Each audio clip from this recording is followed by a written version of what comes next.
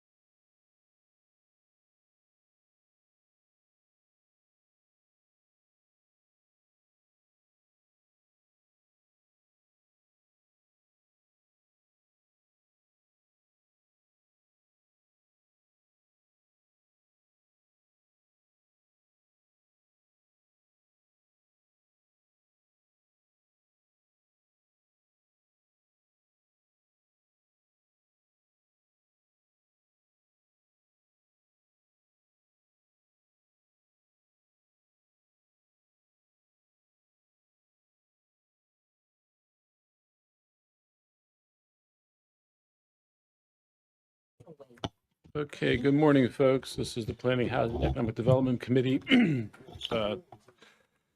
Today is Thursday, October 16th. We're running a little late. We have a busy agenda, so we will do what we can to get on track. And we are fortunate to be joined by Director Lakeisha Hall and her team, Thomas Lester, Kiera McCune, to talk about where things are at the master plan and sector plan projects.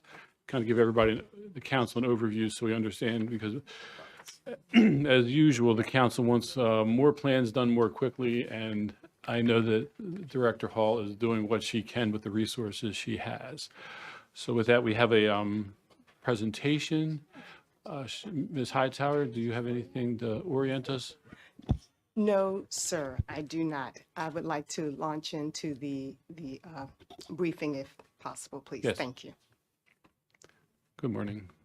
Good morning, Chair Denoga and wonderful council members. My name is Lakeisha Hall, Planning Director for Prince George's County. And so I want to start off with my all-star team is here to present. We have heard you multiple times over the last year that we need to provide more updates on Plan 2035 and the status of our plans. And so we're really excited to provide a presentation today.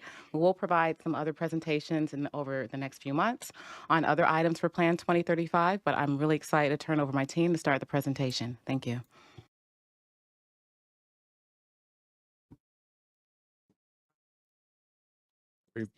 Oh, okay. Just waiting for the slides to be brought up. I'm not sure if they come up.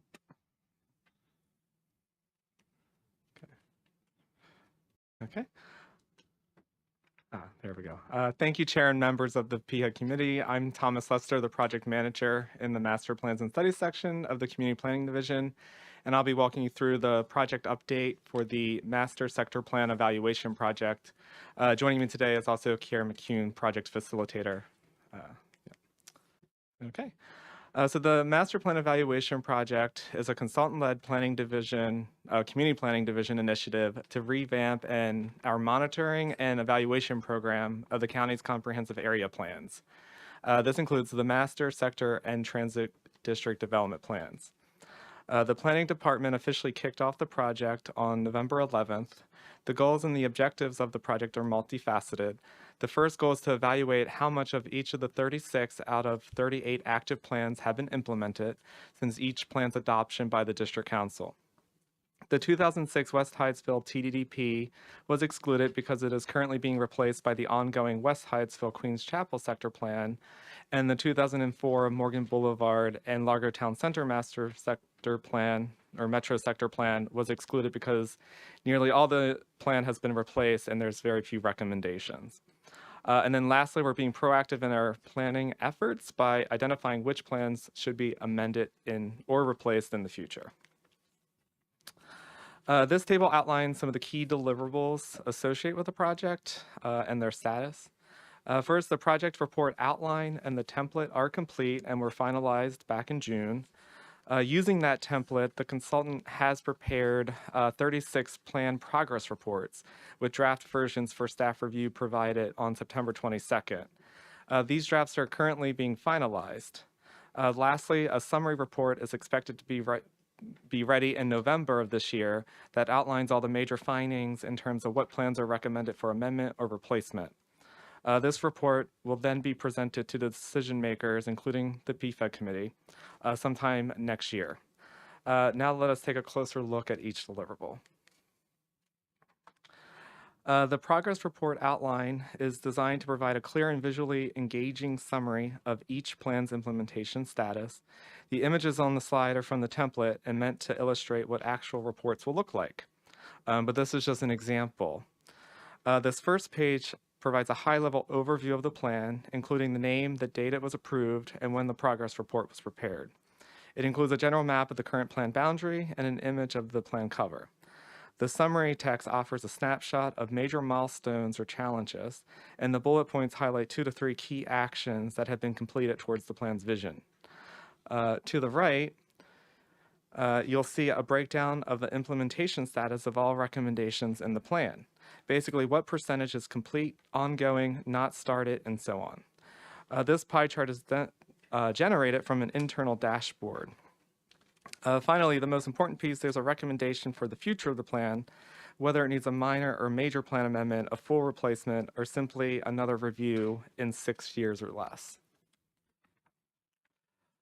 The second page provides a summary of the area and includes an aerial map that labels key locations, including focus areas, landmarks, neighborhoods, and corridors. The text also briefly describes the area as well. The goal of this page is to give readers a clear understanding of the geography of the plan. On the third page, the information is pulled directly from the plan and includes the plan's vision, statement, and key goals and plan highlights. The top section provides not only the vision as it is stated in the plan, as well as bullets that show the major goals for the plan area. These goal statements will most likely be summarized to fit the page, but we'll try and stay true to the original intent of the plan. This is also true for the plan highlights. The fourth page provides a visual snapshot of key locations or other visual elements directly from the plan. Depending on the plan's content, this may include the plan area images or concept illustrations if the plan were to be implemented. On page 5 of the template, this page is for if the master plan includes defined plan tracking metrics to help measure progress. It includes both quantitative, like how many housing units or square footage of commercial space were built, and qualitative observations, depending.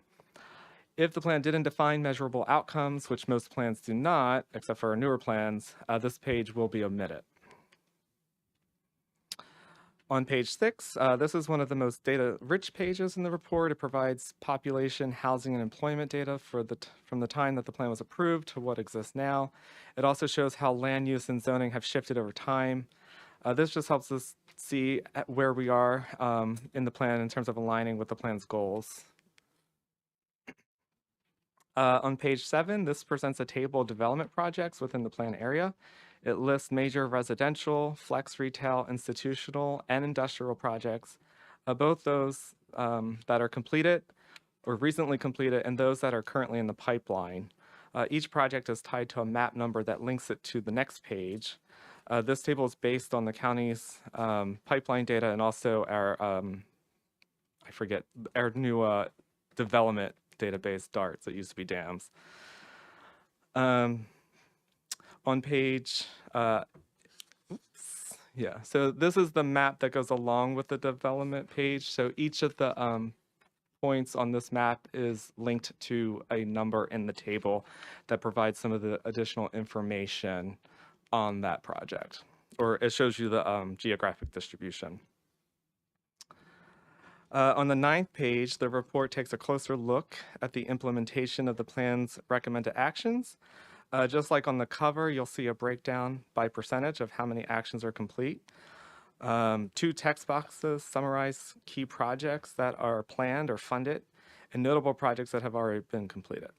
The bottom of the page addresses some of the challenges, both those originally identified in the plan and those identified during this review period. And then on the 10th and last page of the template of the progress report, we close the report with a forward-looking section on that outlines the near-term opportunities, projects, and initiatives that could help move the plan forward. Each opportunity is described briefly with an emphasis on how it could address current implementation gaps. And then finally, there's a clear recommendation for the plan's future, whether it should be updated, replaced, or reviewed again in a few years. This recommendation matches the checkbox from that first page of the report. And that concludes the walkthrough of the progress report template. Now let's take a quick look at a completed report example. So here's an example of the 2010 Subregion 4 Master Plan that used the template that I just described. As you'll see, we will have 36 working drafts, one for each plan, and these are currently under review. And then the last part of this project is a final report. The consultant will submit their final findings that will summarize the recommendations on each plan, and we'll look at things more cohesively. This report will be presented by the consultant to key decision makers in January or later next year. Yes, okay. And yeah, that concludes our presentation. I'm happy to take questions. Thank you. That looks very good. Can't wait to get the real versions when they're done. So you got 36 plans that you're working on. Questions?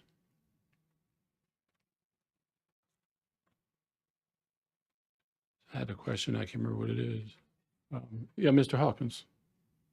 Of the 36 plans you have reviewed, what two plans have been most challenging for your team, for the consultants? I would say some of the older plans, the ones from the 90s, like the 1990 Langley Park plan, just because it's been carved up so much, it's hard to actually track the different recommendations because so much of it has been superseded. So they're just very old and chopped up, so they're hard to monitor. Yeah. You need a Langley Park remnants plan. Yes, exactly. Is Adam Stafford? Thank you. And just from my understanding, there will be a dashboard, an online dashboard, where we'll be able to manipulate these as well.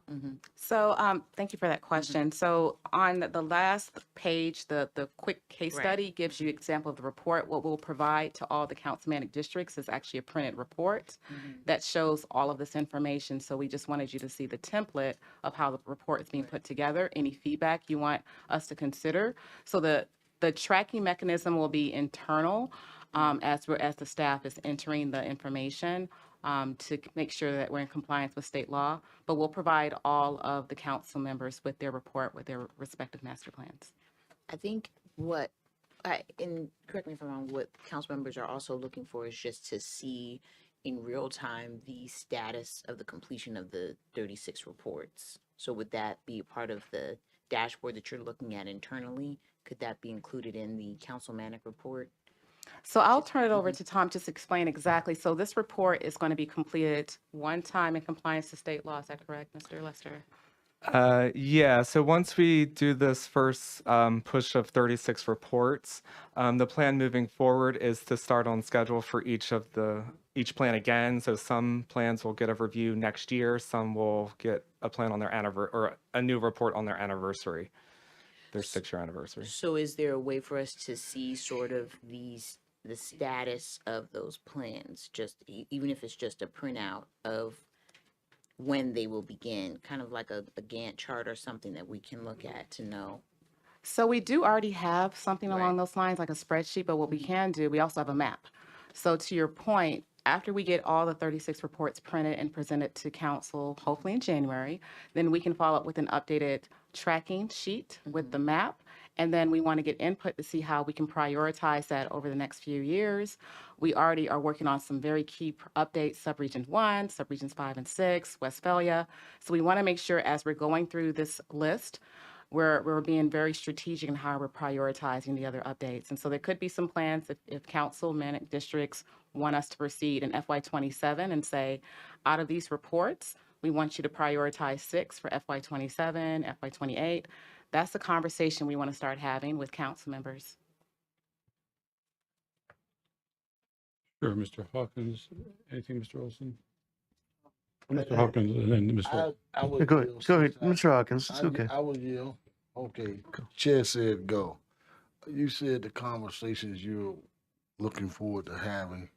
We're looking forward to having conversations with you and your team as council members at large.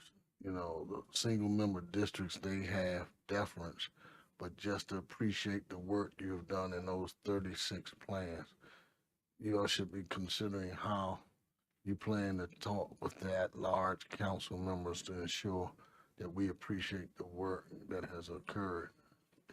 Please. Yes, sir. And so you guys will be the most important ones because you're going to get 36 copies of the reports. Oh, okay. So we'll make sure we don't kill a lot of trees. And so all the at-large members will get the complete stack in addition to, so I appreciate the question because we'll love to give you that if the other council members will like the other copies, but definitely, you'll definitely be part of the conversation with the at-large members that are interested. And be prepared to take some time with me because Absolutely, sir. That's why I have a great all-star team here to walk through it, and we might have to do like little cheat sheets. We have a website, so we just really want to start having more conversations with council members on this topic. Thank you.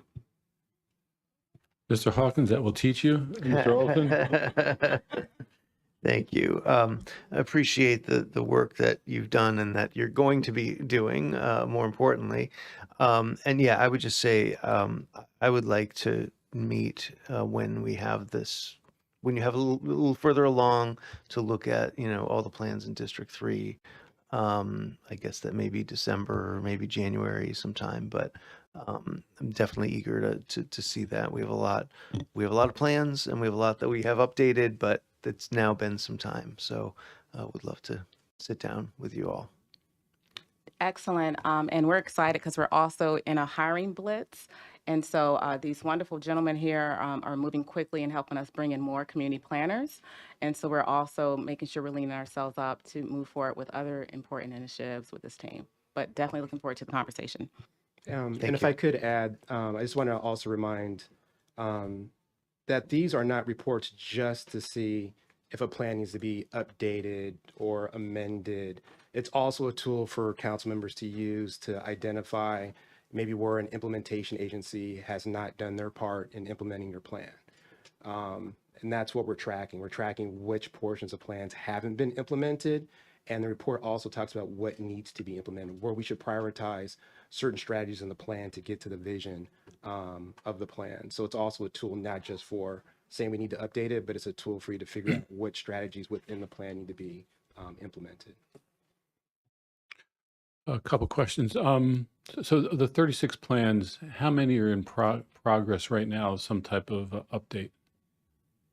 And so I'm not sure if we can pull that information. And we do have a map, but do you know offhand? Offhand, well, we're currently in the process of amending, I want to say, we're doing 8 minor plan amendments and 2 full plan amendments.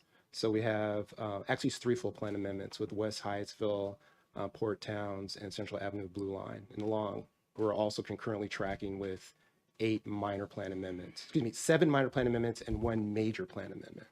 So those are all the plans that we have currently in our work program. What's the major plan amendment? Westphalia. Westphalia. Oh, okay. And speaking of minor plan amendments, what's the status of Subregion 1? Subregion 1, we are working very hard on that. We have, I'm actually going to send you your office an email today. We're proposing a listening session next month that we want to get your Oh, good. input I'd like on, to so meet we're- as soon as possible. Absolutely. Maybe Monday if that's because we have the task force Monday. so if money's available, let's do that. Sure thing. So we're coordinating with, we'll be coordinating with your staff to get that handled. And so I do want to be up to date on the latest with the plans that are in the queue for this fiscal year. We have signed on consultant contracts for subregions 1, 5, 6, and Westphalia. And so we really want to continue to honor those contracts with the subject matter expertise.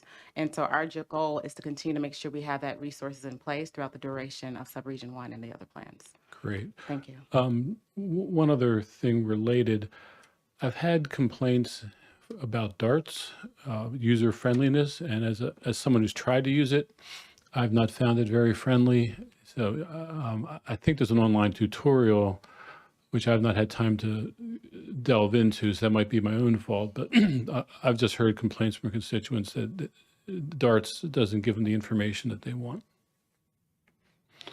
And so, Chair, if you would like, we can also provide a quick presentation at a future meeting at your discretion and to help answer some of those questions. So it's your call.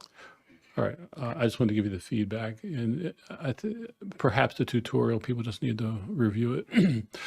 So with that, any other questions? Thank you so much for your presentation and information. Very helpful. Appreciate it. And Mr. Hawkins is just waiting for those reports.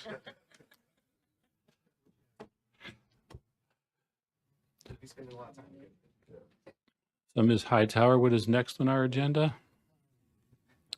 Chair, we're going to have a briefing from the Office of Community Relations on Common Ownership Communities Update. We have coming up Director Dickerson and Ms. Hall. They should be up promptly. And I see we have a delegate with us. Yes. I apologize. Delegate Holmes, please come up.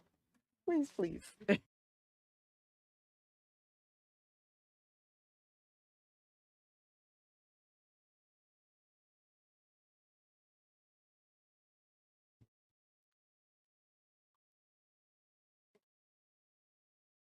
Okay, thank you.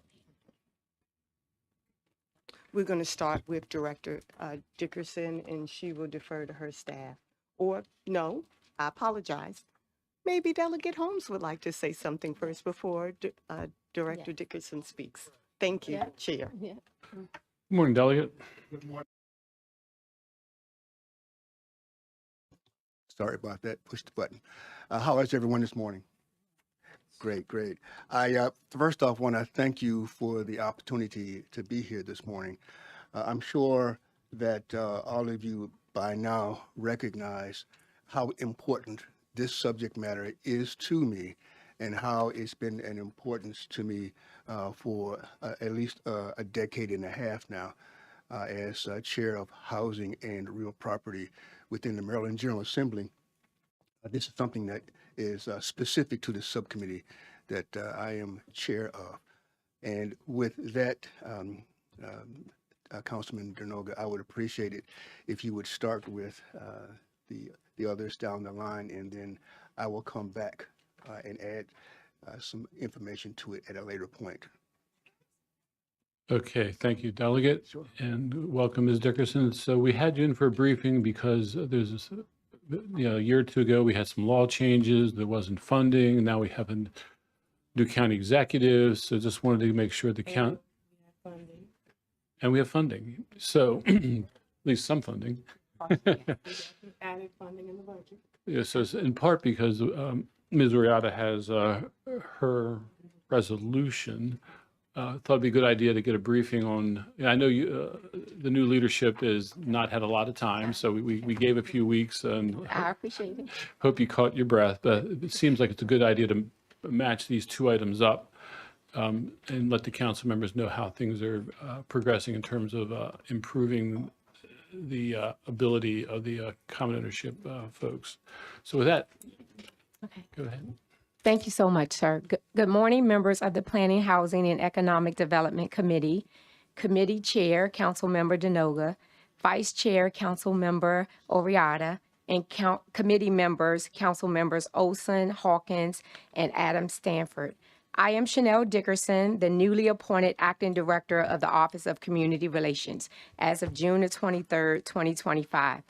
It is a privilege to address you today regarding the briefing on the Common Ownership Communities COC unit and the implementation of the Commission on Common Ownership Communities Administrative Hearing Program. This initiative reflects County Executive's steadfast commitment to enhancing the lives of residents in Prince George's County. Our mission is to elevate the resident experience. The COC unit is dedicated to ensuring that our communities thrive by providing essential education, training, and alternative dispute resolution services for governing bodies, homeowners associations, residential condominiums, and cooperative housing corporations. We serve as a vital link, the heartbeat of the county, fostering connections between county residents and government resources available to them. Furthermore, our partnership with the CCOC is instrumental in addressing the unique needs of common ownership communities. Through education, public awareness, and a clear understanding of rights and responsibilities, we empower residents to cultivate living environments. The COC unit operates within 6 key legislative mandates: education, community registration, support for CCOC, coordination of ADR, the Alternative Dispute Resolution Program, and the ongoing development of the Administrative Hearing Program. Today, we will outline our roadmap to successfully implement the Administrative Hearing process, highlighting the essential components needed for its effectiveness. In closing, I want to express my gratitude for your unwavering support in the adding funding. Together with your leadership, we will elevate the standard of community living throughout Prince George's County. Now I'll turn it over to my colleague, Ms. Michonne Hall, the Unit Chief of the Common Ownership Communities.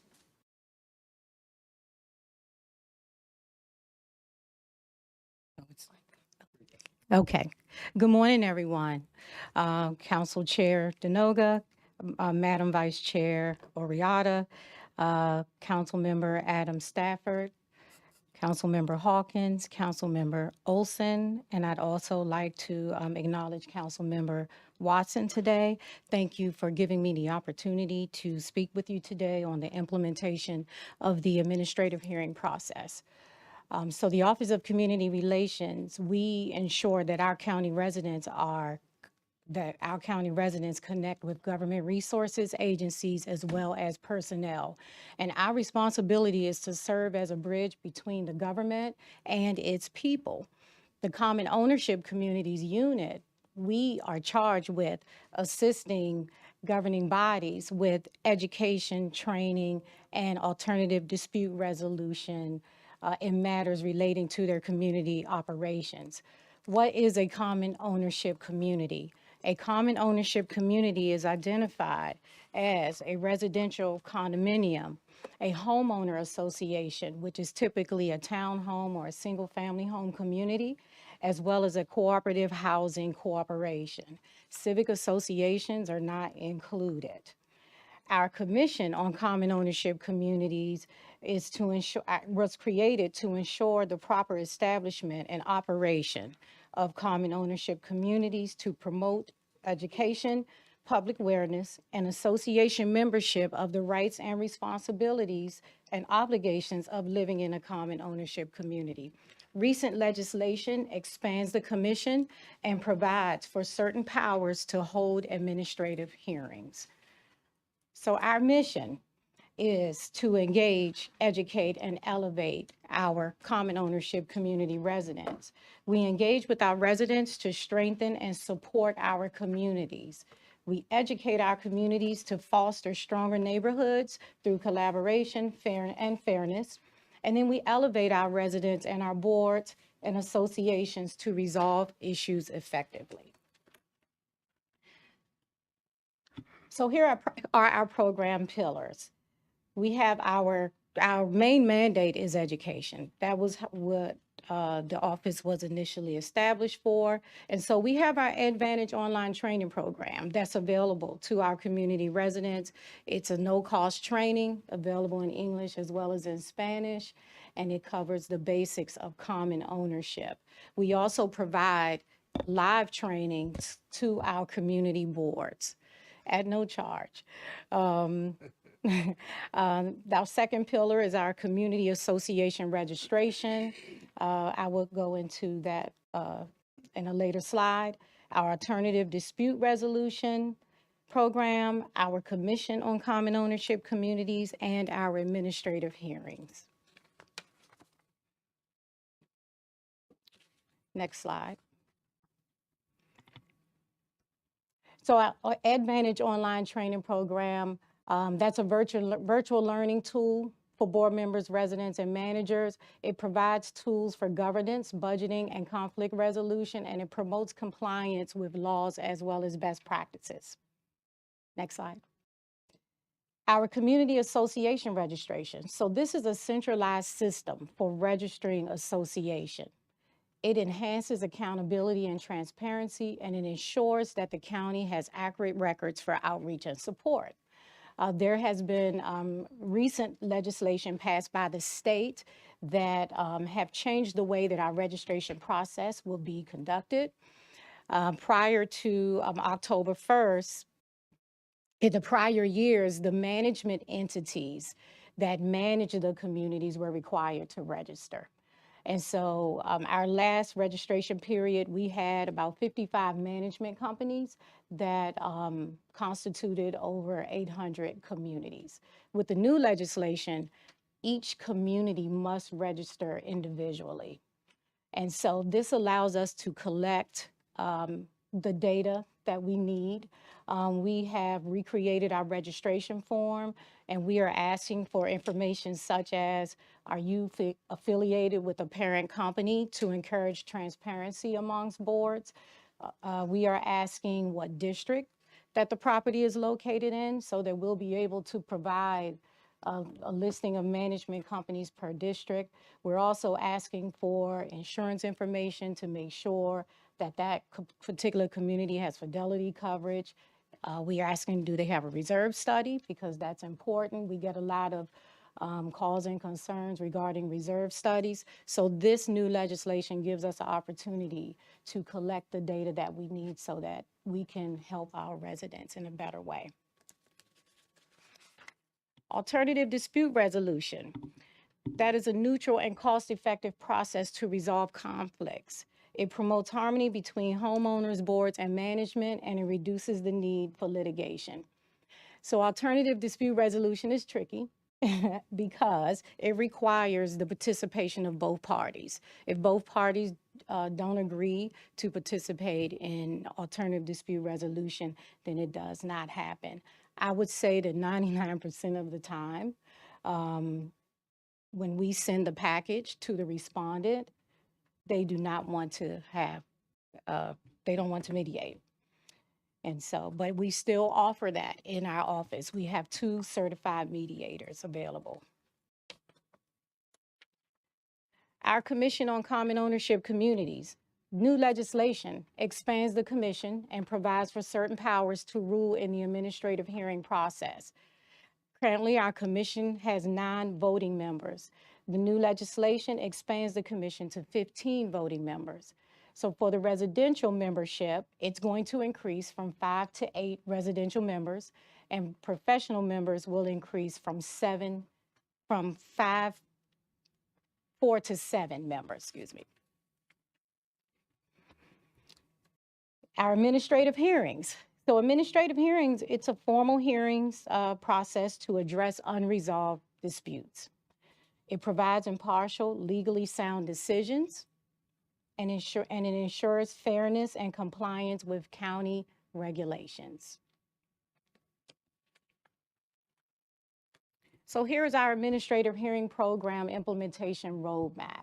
Timeline subject to shift. Phase 1, we are in phase 1 at this time. 0 to 3 months. We are in the planning and design phase.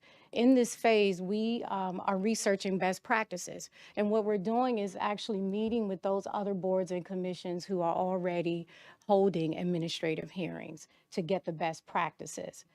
Stakeholder engagement. So we have now engaged the Office of the Law, the Office of Information Technology, because they play a key piece in setting up the implementation of the program. Our next steps is with the Office of Human Resources. In that, we're developing our roles and responsibilities for each of those particular agencies. Phase 2, 3 to 6 months. This is our infrastructure development. And so this is where human resources comes in terms of ensuring that we have adequate staff, we have adequate skilled staff, and training. Case management.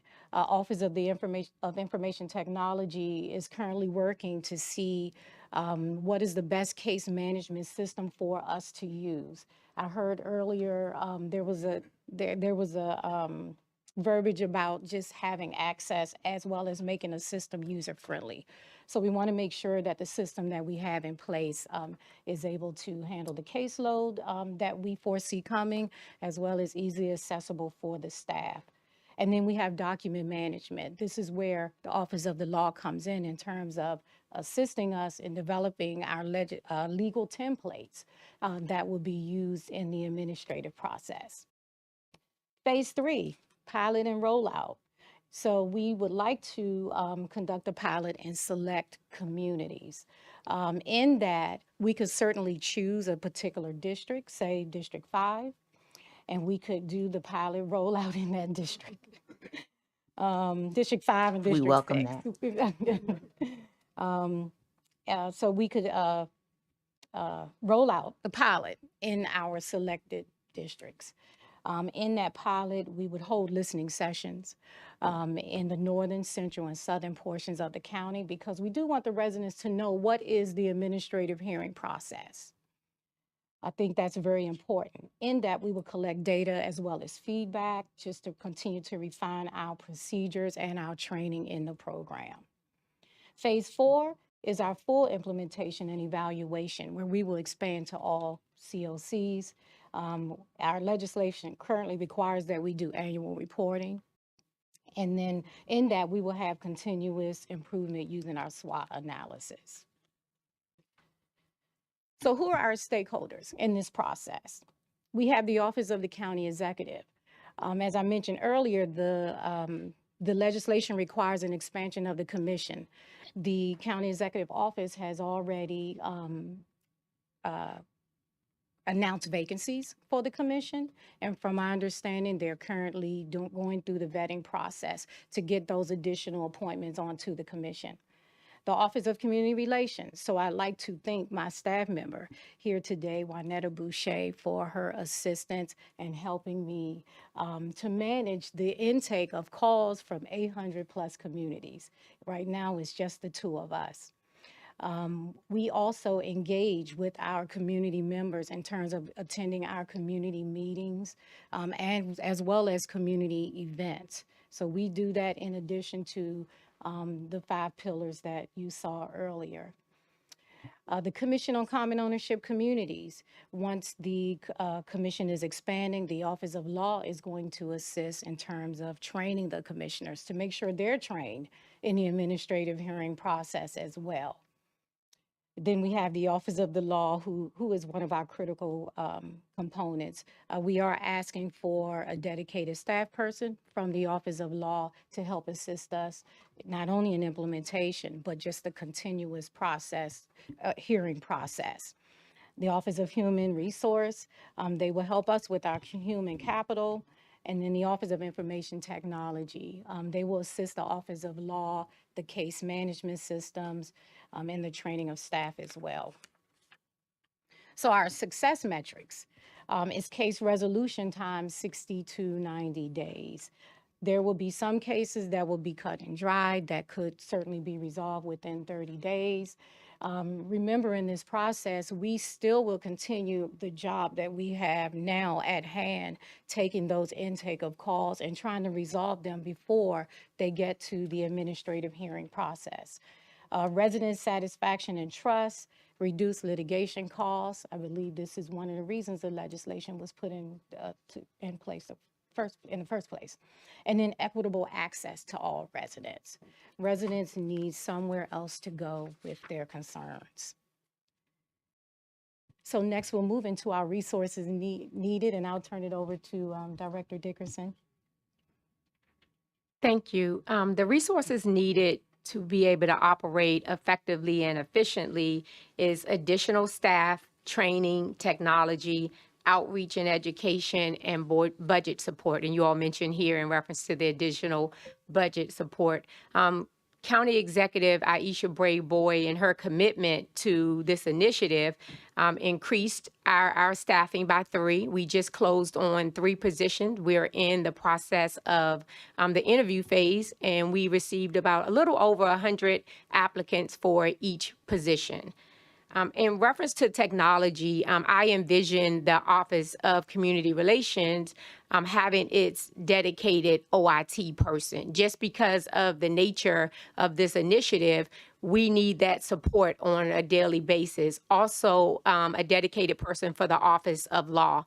Because this is a legal mandate, and I'm not an attorney, I definitely need that guidance. We need that guidance here. And most importantly is education. I have found here during my short time in the county that the county residents need to be educated about the roles and responsibilities of different areas in the county and their responsibilities as a county resident. And so budget support, I won't beat that to the ground. We definitely need funding in order to be able to identify all of those needs or address all of those needs that I mentioned. And the last thing I'll talk about is in closing and the call to action is the administrative hearing process. It strengthens fairness and trust in the community to ensure that we are providing equitable services and just elevating the resident experience in Prince George's County. So that's all we have for our presentation, but we're open to any questions that you all may have. Thank you. Thank you so much. Should I turn back to Delegate Holmes? Thank you, Mr. Chair and members of the committee. As indicated by Director Dickerson and Ms. Michonne Hall, this is something that is very, very necessary right now. The primary reason for it is that in the state of Maryland, there is really no guaranteed alternative dispute resolution unless currently you live in Montgomery County. If you file a complaint within the state to the Attorney General's office, the only thing that the state Attorney General's office can do is to request a hearing between the two parties. If that hearing is not moved forward by either party, that dispute just falls apart. So having a real specific laid out alternative dispute resolution process is very much needed here in Prince George's County as well as the entire state of Maryland. And I applaud what's happening here in Prince George's County. I am very proud to be one of the members of the CCOC here in Prince George's County and have watched how this program works here in Prince George's County. And you should all be very, very proud on how it works because it is very, very efficient with what we have to work with right now. The other thing that's very important is training. As a state legislator, I have looked for and requested to have board members to be trained, mandatory training. It hasn't gone to full fruition at the state level, so therefore I'm really looking forward to us having that here in Prince George's County. When persons call for assistance, my office gets calls from all across the state because there is no real other place to go to, like I said before. The biggest problem that we have statewide with common ownership communities is that board members don't know what they don't know. And therefore the process begins to deteriorate. Having a mandatory training within Prince George's County, I think would solve most of the problems. And with that, Mr. Chair, I will pause and entertain questions from anyone. Okay, committee members, any questions? I'll start with Vice Chair Riata. Not a question, but just a comment. I just want to thank you, Delegate Holmes, for your steadfast work on this issue and representing the community, ensuring that the residents in Prince George's County especially have the tools and resources that they need. We get, like you said, these complaints. And so having this type of structure and setting up this type of system, I think can be a game changer for our community. And so just want to publicly, again, thank you for your work, and we're going to continue to do what we can here on the county level while we wait for more work on the state level that you're working to push so that this could be statewide. So thank you. Ms. Adams Stafford. Hello, and I'm so excited to meet you, Delegate Holmes. I'm hoping that we'll chat after this about some specific challenges in District 5 and some ideas that we have, but glad to meet you here. And yes, District 5 is open for the pilot, so please let me know what we need to do to make that happen. Well, they said it, not me, you know? Be a joint pilot, two-pronged pilot. Okay. So I'm very excited about this, and I know that there's going to be a more final version with some of the rules that we also added, because I know that in many communities where I live, they're very concerned about reserve accounts being spent down unbeknownst to community members, and then when they do have critical issues that need to be fixed within the community, they don't have the funding to do that. And so that's happening on behalf of the property management companies. And so we're, waiting to see that final version being added into here as well. But I've gotten a lot of outreach from community members that are concerned about the fines that are within this bill, and in sort of how they could increase the cost of running association meetings. And so if you could clarify for me just who will pay Ms. Adams oh, Stafford, sorry, go ahead. you're getting a little ahead of us. Get ahead of it. Okay, my bad. We're doing, this is the Just the presentation. briefing. Okay. And then we're actually got going to it. skip to Ms. Oriata's CD 75 and then Mhm. come back to the We'll come CR back. 85 Okay, because we're expecting that to be a lengthy discussion. gotcha. Okay, I'll hold my horses. But in other words, I am excited. I'm excited about the potential training. One thing I was going to ask in terms of the hearing metrics that you'll be using to measure, will you all, one of the metrics that you had there was sort of homeowner satisfaction. Would you all be using like a pre and post survey, or you engaging with homeowners associations just to try to get a landscape understanding of how they currently view the process? Because if not, I think that would be a great Okay, suggestion. thank you. I'd also say, I think to perhaps reduce the cost of the training, perhaps we could look into doing a virtual or online training instead of having, in-person training, because that might be a little arduous for all communities to attend. But if maybe an evergreen video could be created, video training or online training could be developed, that I think that could be used and sent, those links could be sent to all board members that are parts of different homeowner associations. And I think that could increase the probability that folks attend the training and get the really important information that they need. Thank you. Mr. Hawkins and then Ms. Watson. Just want to say to Delegate Holmes, if I may call you Marvin, but in this official setting, I'll say Delegate Holmes. As you mentioned, you've been dealing with this for a while. If I may say, as a staff person for a former county executive, when you really started this movement, the citizens throughout the county was coming to you, even though you represent District 23, Legislative District 23, there was a groundswell for this. But at the time, a lot of the elected officials were, oh, that's just Marvin. And because of your steadfastness, your discipline, your commitment, we are at this moment. And I want to say, Director Dickerson, Mashawn Hall is a champion for the people in Prince George's County. Her work and the work of her team to stay committed, not having the resources, not really having the legal status. And this is an opportunity to give you and your office what you need to realize the dream, the vision of Marvin Holmes and all the citizens throughout this county. So I'm just glad and grateful that you all stayed the course and we're at this moment. So thank you. Thank you.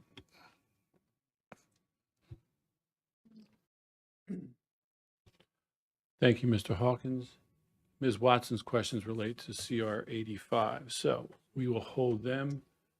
And I think we're good. Any final comments? And then we're going to take CB 85 and then come back to CR 85 because there's a lot of discussion on CR 85. So rather than holding up the CB 85 folks. So any final, nothing? Thank you very much. All right, thank for the you. opportunity. Thank you. We'll bring up the folks for CB 85 and take a 2-minute recess.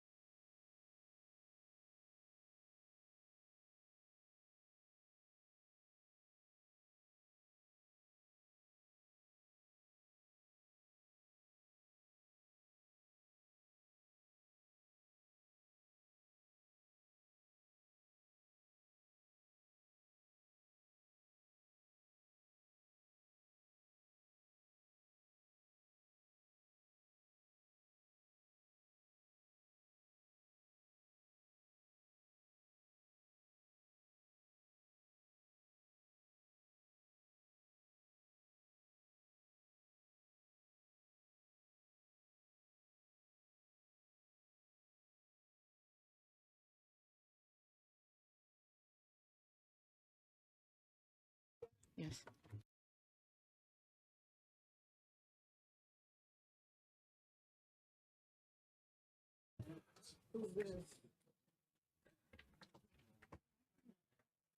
Oh, this is for the other. Okay, we're back from recess, and we are going to turn to CB 85, 2025. I'll turn to Ms. Hightower to orient us. Yes, a CB 75 2025 is an act for the purpose of establishing a voluntary moderately priced dwelling unit program, identifying developments eligible to participate in the program, requiring the minimum delivery of moderately priced units, providing for a binding agreement between participants and the county, providing for an alternative methods to comply with unit delivery requirements, setting forth development incentives for the program, specifying the eligibility requirements for households seeking to purchase moderately priced dwelling units, establishing limitations on the sale and the resale of the dwelling units, providing for administrative regulations governing the program, requiring annual reporting, and generally relating to housing development in the county. The bill is located on pages 47 through 58 of your virtual binder. Ms. Shailene Miller-Why with the Budget and Policy Team can discuss their analysis of the bill, which is located on pages 61 through 70. The Planning Department submitted a memo, random, stating that the bill contains provisions that would substantially amend both the subdivision and zoning ordinance and would not have the force and be effective unless those subtitles are amended. Their memorandum is on pages on pages 71 through 74. The Department of Housing and Community Development submitted a comment in opposition to the bill as it was drafted, and that's located on pages 75 through 76. NBIA sent an email this morning, which was distributed to committee members, saying that they support the intent of the legislation, but suggested amendments in their email. There were no public comments on this bill. Chair, I'd like to turn to Ms. Miller-Why to give an overview of the Budget and Policy Team's analysis. Thank you. One question. You mentioned one of the agencies was not in favor of the bill? There was yes, I can turn to Director Butler. Let's There do- was an internal document that's in your backup that. Okay, we don't need to go there yet. Okay, Yes, so sir. you said that, Yes, I but said we that. also have Ms. Owen said something different, right? In an email yesterday. Okay, I just wanted clarification. We'll get Yes, to that. Because they told me something different. but we'll let Yeah, it's them not know. enough. Okay. Okay, I apologize. That was the internal Okay. document that was first received. Yeah, yeah. Just- I was confused, so Okay, now initially- I'm less confused. Okay, We'll thank turn to you. Ms. Miller-Why. Good morning. For the record, my name is Shaylin Miller-Why, Budget and Policy Analyst for the Budget and Policy Analysis Division. And thank you so much, Ms. Hightower, for your introduction on the provisions. Good morning, members of the council. CB 75 will, of course, establish an optional moderately priced housing program under the operation of DHCD. Pages 4 through 7 of the memo include a breakdown of the bill provisions. Just for your understanding, eligible developments will have to include 10 or more single-family dwelling units and must submit preliminary plans, construction, and development proposals, as well as application permits for approval. And a development containing 10 or more units should have all land in one location within the county. Also, as it relates, there are some optional incentives provided through this program, and those are available for those who provide at least 10% of units for their proposal. Building incentives include density bonuses, free fee reduction, and expedited application fees. As a comparison to another local jurisdiction, Montgomery County's MDPU program offers more of a flexible and restrictive outlook.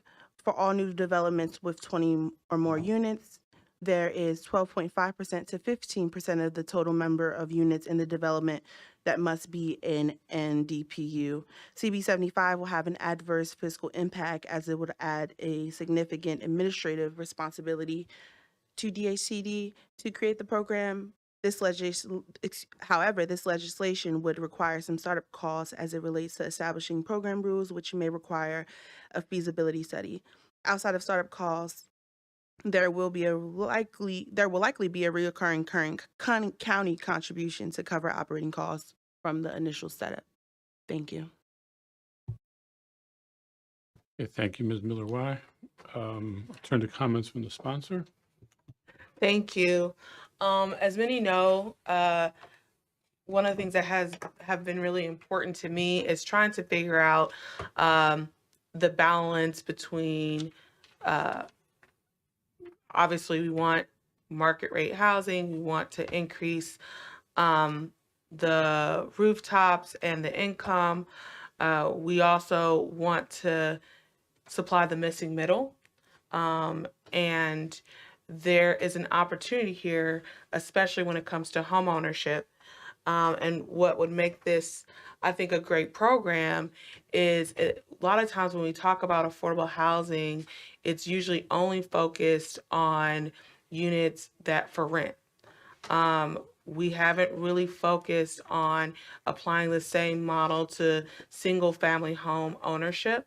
So when we talk about new developments of townhomes in these communities, the ability for set aside units to be affordable, a lot of times we talk about these townhome company developments being opportunities for first-time homeowners. But the reality is the cost is nowhere near what a lot of first-time homeowners could afford. You're talking about them being close to $500,000 to $600,000 as a starting place just in my district, which is probably one of the cheaper sides of the county compared when you might go to some other parts of the district. What was noted in Montgomery County in some jurisdictions, it's mandatory. But I know there's some hesitation with us jumping specifically to mandatory inclusionary zoning practices. So the goal was, let's start with an incentive, not making it mandatory, but looking at incentivizing developers to look at set-aside units that are affordable, and specifically looking at including single family home development. So I think this could really be an opportunity for us to create the real missing middle that we talk about in a thoughtful way. And so I hope that we are able to pass this legislation. Thank you. Okay, thank you. Any questions about the bill from council members?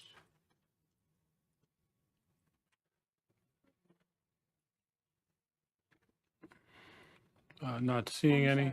Yes, Ms. Adam Stafford.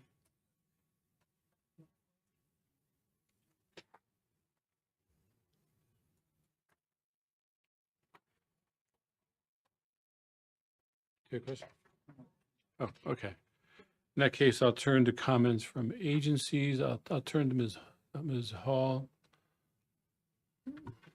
Good morning, everyone. Thank you so much for giving the Planning Department an opportunity to speak. In regards to our comments, we were able to look very quickly over this legislation that we received last week. And so it might be some Scrivener's errors, but we definitely want to bring it to the council's attention, the importance of making sure we have references to the subdivision regulations and the zoning ordinance. There's several sections of the proposed bill that discusses references to the planning board or to the planning director, and those functions per state law falls under the subdivision regulations and zoning ordinance. So that's what our memo, there's a lot of comments, but we want to just make sure in order for this to be fully enforceable, there's language discussing submitting things to the planning board. We just want to make sure that it's buttoned up as possible. So that's where the lion's share of the comments is just making sure it's compliance with the state law for land use authority. I also have my colleague here for any other comments that he wants to provide. Good morning. For the record, Shaquan Smith with the Planning Director's Office. As the Director mentioned, so there are several areas here that maybe said we need amendments to subtitle 24 and 27. Just a few, I won't go through all the comments here. However, just a few that were actually looking at Montgomery counties, because we saw that they did have a mandatory program there. And then also looking for their minimum NPDUs, they had 12.5, and another one's listed here was 10. A few others was that the suggested fee reductions that fund the commission's review and approval process. Pretty much none of that, there's no alternative funding for those, and those would still, the cost would still be inquired. So I just wanted to see if there was ways to mitigate that. But yeah, most are typically just needing amendments to subtitle 24 and 27.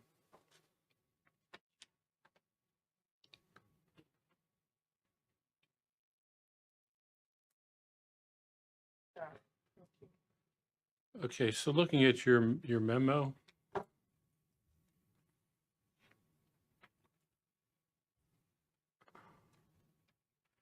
looks like there's 17 amendments or questions that need to be for this bill,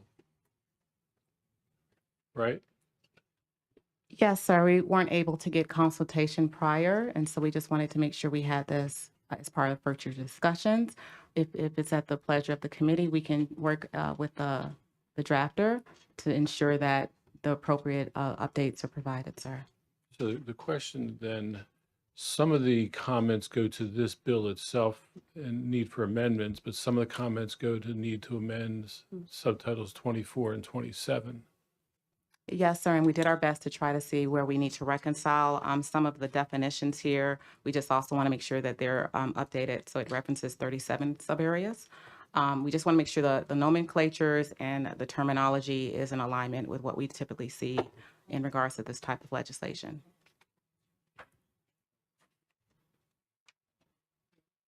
I'll turn to Ms.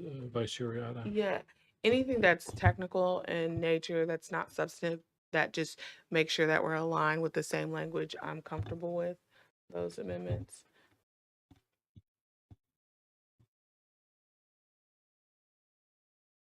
And I believe our drafter does have them, so we'll be able to make any technical changes. We don't have them. Apologies. So we just got this memo this morning, and so I actually don't know. I actually have not had an opportunity to reconcile or talk to the planning department about what changes need to be made, how many of them are substantive or reconciliation versus actual policy decisions. And so I don't know that it would take some time to try to reconcile the comments that are in this memo with the bill at this time.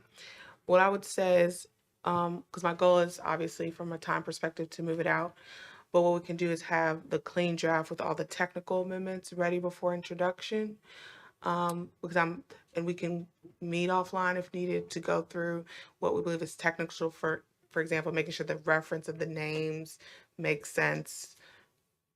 All of that I'm fine with. And so just so we're clear, if it's substantive in nature, unless we talk about it today, I won't be making those changes, but everything that's technical in nature that doesn't change the substance of the bill that are in the memo, I have no problem addressing that before introduction. And I know, colleague, I want to speak for the chair. Well, Is this for me? yeah, thank you. I just wanted to, Mr. Chair. Mr. Olson. Yeah, thank you. I wanted to check in, Mr. Butler. I'm glad you're here. I know that we had been, well, not we, but I've been in discussion with the prior Housing and Community Development Director and wanted to look at similar legislation. But they were doing a study on inclusionary zoning, which this is similar to. I know this is voluntary, so it is, I appreciate that it's voluntary because there was a concern before that the economics wouldn't necessarily work. At least a study had been done previously, but they were going to do a new study and thought that perhaps it could show that there would be an ability to do that. Can you discuss with us where that study is? Yes, good morning. Let me follow up on that because I know my deputy was kind of leading that during the transition. Okay. He was out on maternity leave. Okay. So I want to get sort of an accurate update on where we are with that particular study. Okay. Yeah. Thank you, because I think that study is very important if we're going to pursue this, I mean, I know this is voluntary, so Yeah. it doesn't, it doesn't necessarily impact that. But if we're gonna go to the next step, we need to have that study. So, Yeah, I think there's some appreciate connective that. tissue there. Exactly. Absolutely. Exactly. So, yep. Okay. I'll follow up with you on the status on that. Thank you very much. Mr. Butler, I skipped you before. Did you want to weigh in? Yeah, sure, absolutely. Good morning, sir, committee chair, as well as Madam Vice Chair and members of the committee. I'm Jonathan R. Butler, Director for the Department of Housing and Community Development. Thank you for the opportunity to certainly collaborate and provide some comment on the proposed legislation. As you may know, just to kind of put a little bit of this in perspective, and first and foremost, we do support it with some amendment. But as you may know, an MPDU program is an ongoing operational commitment that requires staff capacity to do a couple of things. One, review development proposals to ensure inclusionary requirements are met. Two, negotiate and monitor developer agreements, establishing affordable unit obligations. Three, coordinate with planning, permitting, and legal departments to incorporate affordability covenants into subdivisions and sales documents.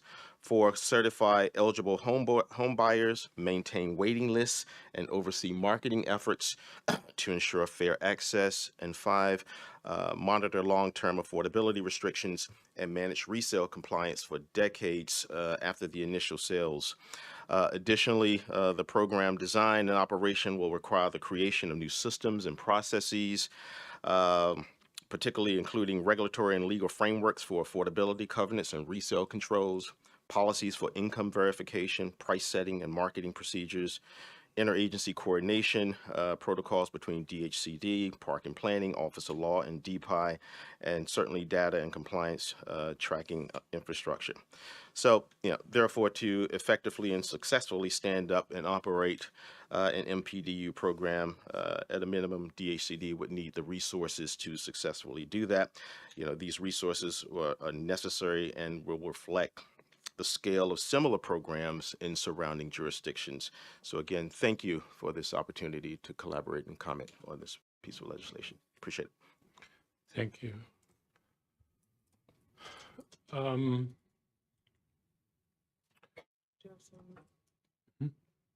have an amendment I'm open to make? Were you considering that? I can make an amendment. Okay, thank you. I have a question. Go ahead. So in terms of subtitle 24, you're saying there needs to be amendment. How many amendments need to be made to subtitle 24? Sir, we don't have the total at this time. I think, Shaquan, if we can just calculate it. One suggestion that we can provide, sir, is that if it's possible, we could possibly introduce companion legislation in January. And that will help to fill in the gaps that this legislation doesn't provide to keep everything on track, because we want to make sure that subtitles 24 and 27 is updated accurately for this to be enforceable. And so that gives us some time to work out the tweaks with the drafter on those introductions of those LDRs, if it's at the pleasure of the committee. Okay, I'm just looking at your comments. So the planning board is prohibited from approving a preliminary plan of subdivision without a signed MPDU agreement. Will that conflict with state law and timelines? We're not sure. We did have our general counsel look at the draft legislation, but we would need to do a deeper dive, sir. And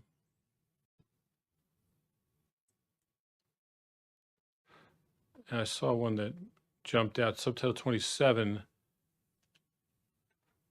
It grants the county executive authority to waive zoning requirements which are not currently outlined in subtitle 27. Is that even allowed under state law? Yeah, once again, we'll just have to verify, sir. I'm reading their notes, so that's on page 5, lines 25 to 31, and page 6, lines 1 to 3. I'm not. I don't have the text in 25. So the end of 20, starting at line 25, carrying on to page 6, line 3. I don't have the text in front of me, just their memo.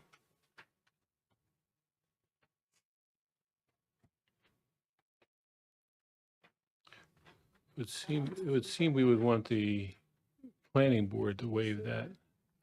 And so that's actually on page 5. Could you, Mr. Smith, could you give the correct lines and the page references, please? Yeah, so it's page 5, that is 25 to 31. It's right there at the very bottom. I think that we're referring to. Let me.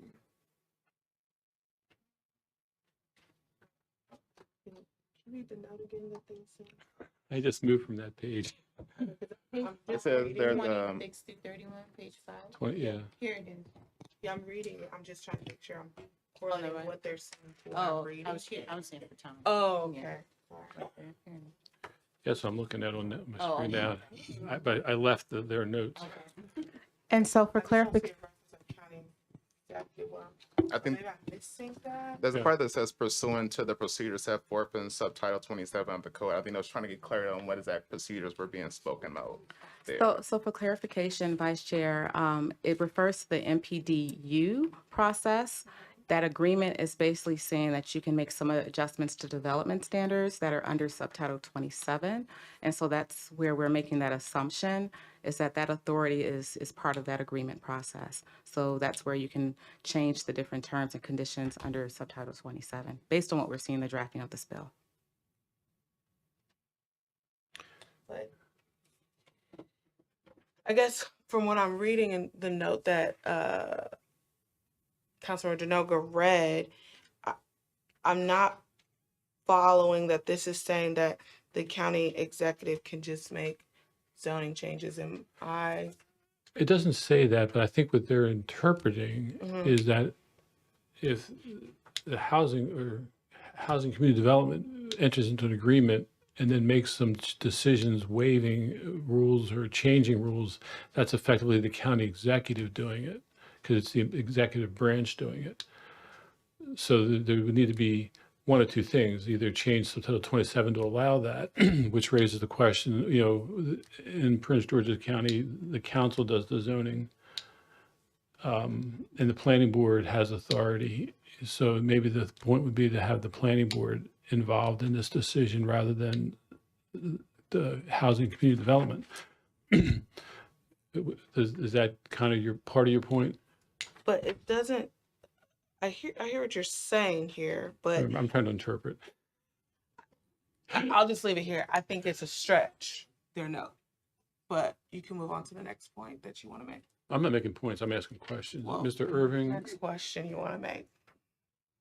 I'm not entirely sure that I agree with the interpretation. I think it is everyone's expectation, whether it be the developer or on the county side, that this agreement, if they're entering into an agreement to build certain things, that agreement contains all of the necessary, everybody's on the same page about what density bonus they would be allowed to have, what changes they would be allowed to have, which incentives would be available to them by moving forward with this agreement. I think it is, I'm pretty sure it's modeled after the language in Montgomery County, but it is not, respectfully disagreeing that this gives the county executive any authority. The agreement would simply contain the agreed upon incentives to build the additional units. And so but I don't know that this is the place to disagree on that. I think we can solve this problem, but I just flipped up to page 3. So the MPDU agreement shall be in a form provided by the director, that's Housing Community Development, and approved by the county attorney. That's the form. Mr. Chair, if I might. Sure, Mr. Irving. So just for the committee's edification as a bit of background. So obviously the drafting of this bill started months ago when we had a different county executive. We've gone through changes. We've consulted with the planning department and DHCD throughout the process. Because of 27 and 3501 timelines on getting zoning bills done, there was an understanding that we would take care of the non-zoning portion now and come back to do the amendments to subtitles 24 and 27, since because of existing timelines, we couldn't get that done at the same time. And so we obviously all know that we can't make changes to subtitles 24 and 27 in this bill, it has to be in a different type of bill. So, just as a reminder to everyone that we can't make changes to 24 and 27 in this bill. And so there was an understanding with the sponsor that we would come back to do 24 and 27 to Got it. address some Okay. of the things that aren't in here. I think we're ready to move on. Make your amendment. I just wanted to make an amendment that, well, first of all, I want to say I'm in support of this. I think this is certainly going to help that missing middle, helping people get their first chance at home ownership. I'm really wanting to incentivize developers to be a part of this program so that we can have a lot of folks applying to do this work here in our county. And so I'm wanting to see if we could add an amendment to reduce the surcharge fees for applicants. So that would be an amendment in section 13. Why don't you second the 124? second amendment? Okay, yep, second. Just want to make sure I'm finding. 'Cause I have questions around the amendment. I'm sorry. Can you repeat the amendment? The amendment is to reduce the surcharge, or the authority to reduce the surcharge.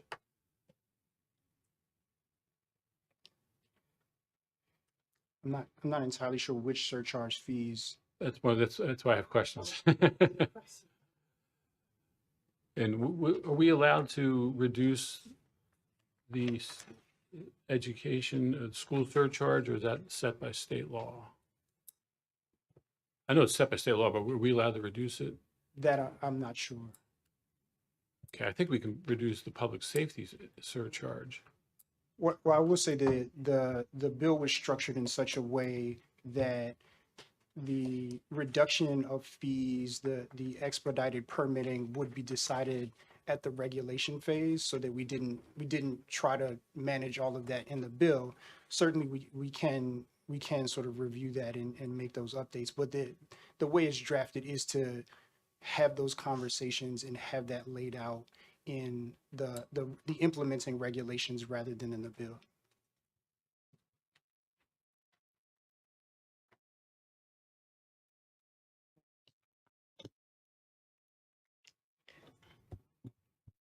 Would you be open to, since it's the flexibility for when, if this passes and we get to the phase where they're working on the actual regulations, that we suggest that be one of the, Yeah.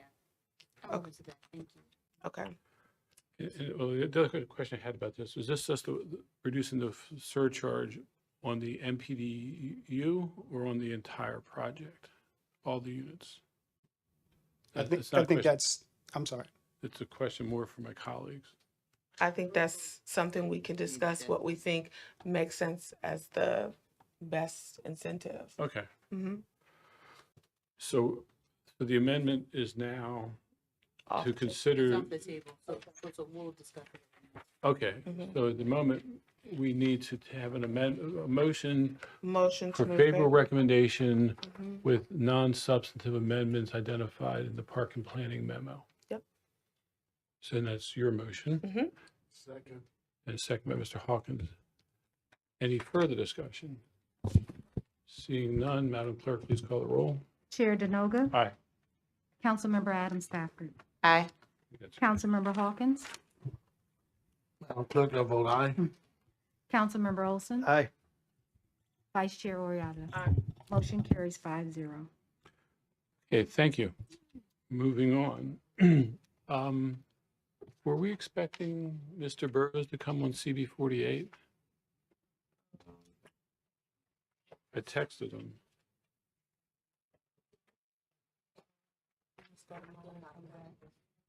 All right, we're going to go to CR 85, 2025. We have some speakers.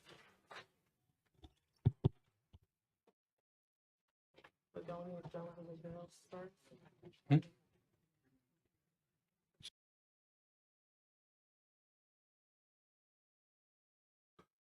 Next is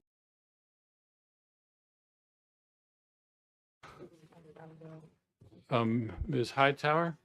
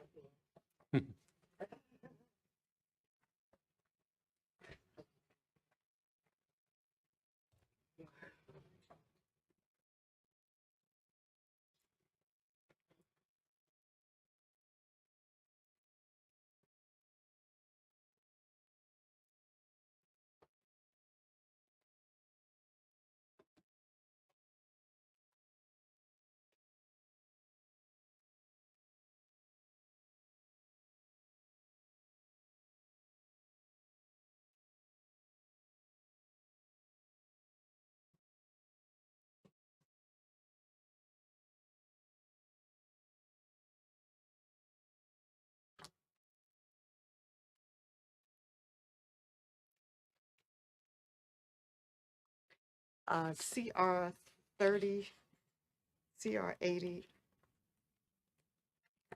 Moment, Chair. Yes, I sure, Ms. apologize. Hightower. CR 85. Better find it.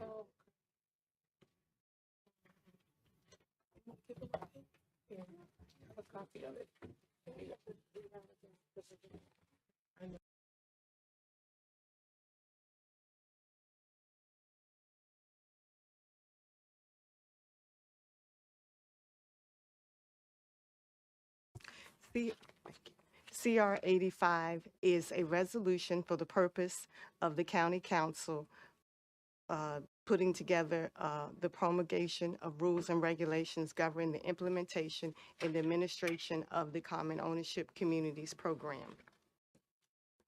I would like to turn to Ms. Miller Y to give a policy overview of their analysis. Thank you. Good afternoon again, members of the committee. I did not have a lot of comments on this. CR 85 is seeking to establish rules and regulations for the Common Ownership Communities Program, and enactment of CR 85 is not likely to have a direct fiscal impact. Thank you. Okay, thank you. Ms. Owens? Thank you, Chair Denoga. I had an opportunity to meet with Vice Chair Oriata yesterday about this bill, and it's my understanding that the attachment A is going to have some amendments to it, but we are in favor of this bill. Thank you. Okay, thank you. I'll turn to Vice Chair Oriata to give sponsors comments, but I don't want to get into the amendment piece by piece. I want to do the speakers, and then we'll go to the revisions. So Ms. Oriata? Thank you. And we talked a little bit about it in the briefing.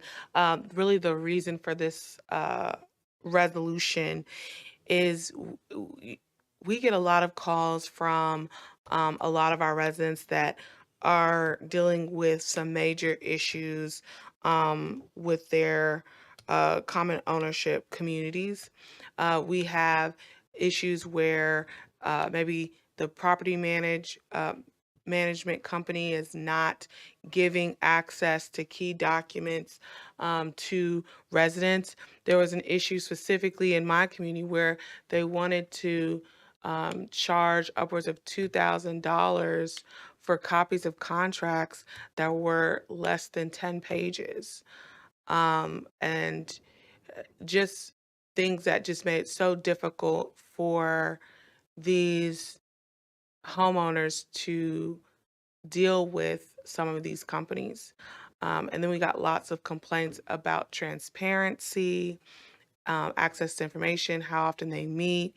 And so this resolution is just the next phase of the legislation that we've already passed before last year. We started with wanting to make sure that our commission had teeth, that we had a hearing body that allowed them to review issues. We always knew that we would be rolling out rules, and we'll continue to have that right. We passed that legislation earlier this year adding the council as a body that can also promulgate rules along with the county executive.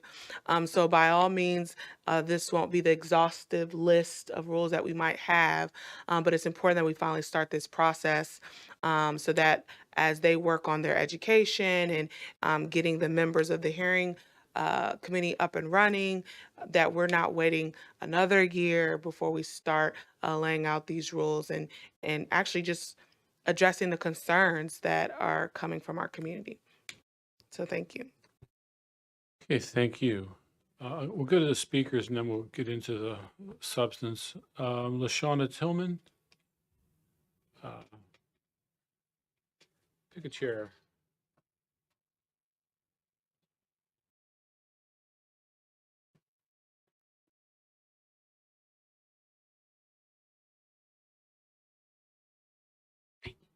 Good morning. Good morning. Thank you. Good morning, council members. My name is LaShawna Tillman. I am the division president at Century Management. I am a certified manager of community associations. I am also an association management specialist, along with a Six Sigma certification. I am also a commissioner for the Common Ownership Communities, and I serve as the secretary and also the chair of the Education Committee. My position in regards to CB 085-2025, I believe it is an admirable intent, but there are some areas of concern. So I respectfully recommend, per my professional opinion, not legal advice, that this bill be tabled for revision and collaboration education before implementation. Most professional managed associations already have a secure online management portal. Through these systems, board members have full access and homeowners does have a limited access, which is directed by the board of directors. This includes financial statements and ledgers, reserve studies and insurance certificates, manager reports, board packets, violations, legal and collection activity, vendor contracts, and association documents. This is standard. Transparency at the association level does exist.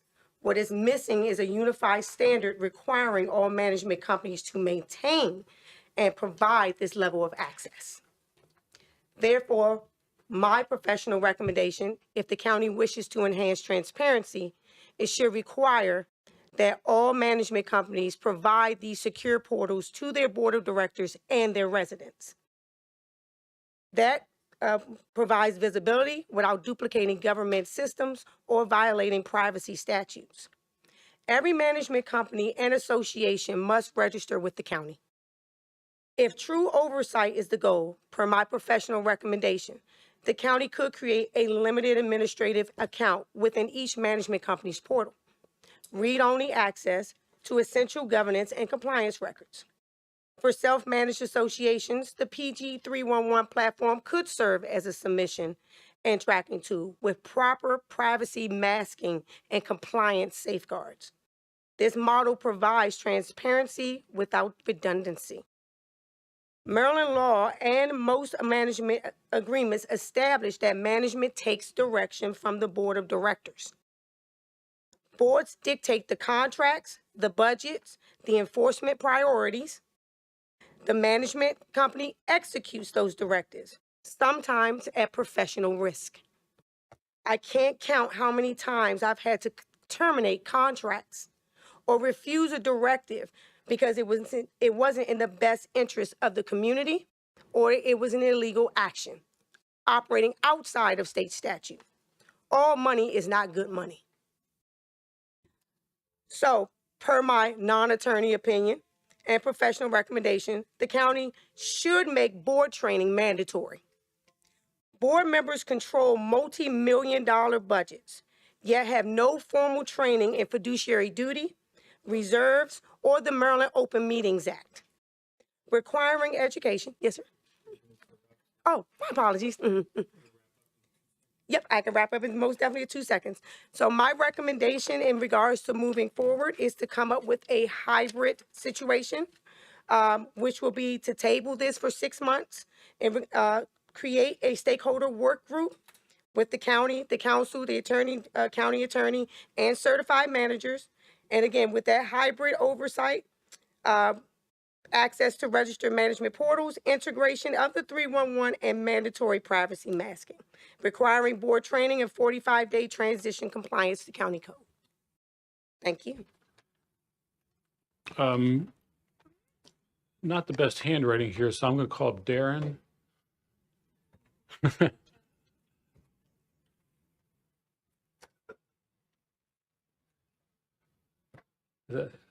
I'm not sure what I'm working with here. You are, Mr. Chairman. Thank you very much.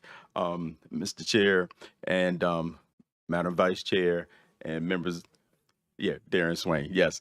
So thank you so very much. And I appreciate the opportunity to come and just to share a few words with you concerning that.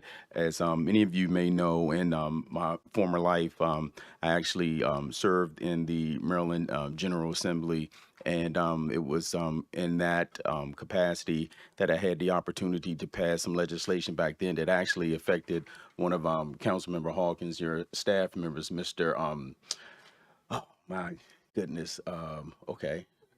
Yes, Mr. Razor, when he was inadvertently removed from his property over in Village Green. And that was one of the first times in a long time that the state had actually did some reconfiguration of the Condominium and Homeowners Association Act then. But I come to you today because I do, in fact, support the legislation and support the leadership coming in with the new administration from County Executive Brave Boy. I know that we in this county need to make sure that we actually focus on this very, I call it a sleeping giant of issues that can sort of sprout in a very negative way with our homeowners associations if we don't pay closer attention to making sure that we have in place processes and administrative things that can help.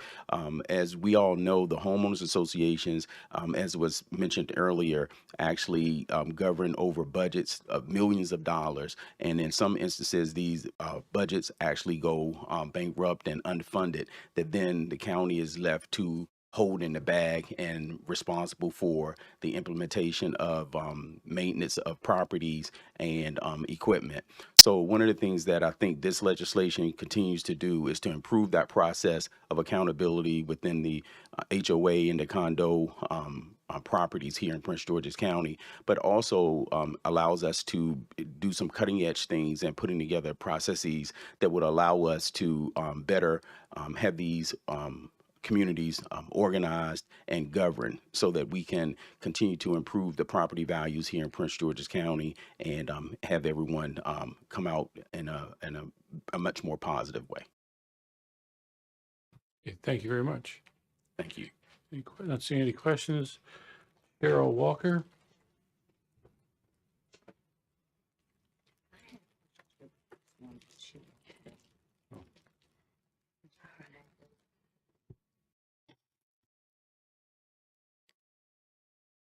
Good morning, Mr. Good Chair, Madam afternoon. Chair, honorable committee, council persons participating this morning. My name is Cheryl Walker. I am a 30-year property management veteran of Prince George's County. I hold the highest designations and common ownership that there are. I work for the largest firm operating in the entire country in an executive capacity. I am absolutely in support of this legislation. There are some minor edits to be made to it, but I believe that we are absolutely in the right direction here with this legislation. I would ask that the committee ensures that it is identifying its legislation in accordance with state, because I'm looking at some things that conflict with the state, and remember the state will supersede the county. So we want to make sure that those things are in line. And then the other thing that I would ask is that we clearly identify what we're talking about here. So common ownership is made up of 3 types of memberships, right? So we have fee simple membership, which is HOA, we have interest membership, which is condominium, and then we have investment membership, which is cooperative. Each of them are governed differently. So when our legislation speaks to HOA, it does not necessarily encompass the other two. So I would ask that the legislation considers that implementation, the distinction, so that we are Yeah, clear. that's being done. I'm sorry. That will be done. Perfect, perfect, perfect. Other than that, all I can do is lend my support. Everyone knows how to find me. I serve everywhere for the governor, for affordable housing. I'm a trustee.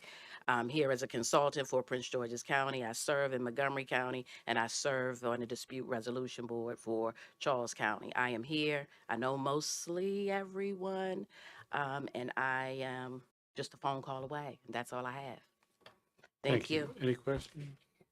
Yes, maybe if you could share a bit on some of the areas where you see this conflicting with state law, because I've gotten a few emails regarding that.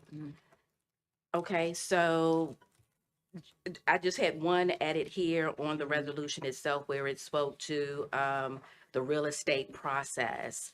I would say that this is where I would consider making sure that those different membership interests are outlined as opposed to the term real estate process. So that one is good there. Conflict on the rules, let's see, number two. Number two has the support of the state already with the 11B 112. So I would say consider that where it says homeowners association. And again, that is red flag, because this is not just about HOAs. Homeowners Association and property management companies shall send electronic version of homeowner contracts annually. The Act 11B 112 speaks to the fact that we're required to do it, right? So the homeowner can write a letter and say, we want to review the books. No one can turn it down, and they're fines. And that's, I think, getting to my earlier question. So this is only upon request. And what you were saying earlier is that if we really wanted oversight, it would, if we wanted to expand the oversight, it would be to require that it's sent automatically. Let's talk about the consequences of sent Okay, so that's what I wanted to get some more information on.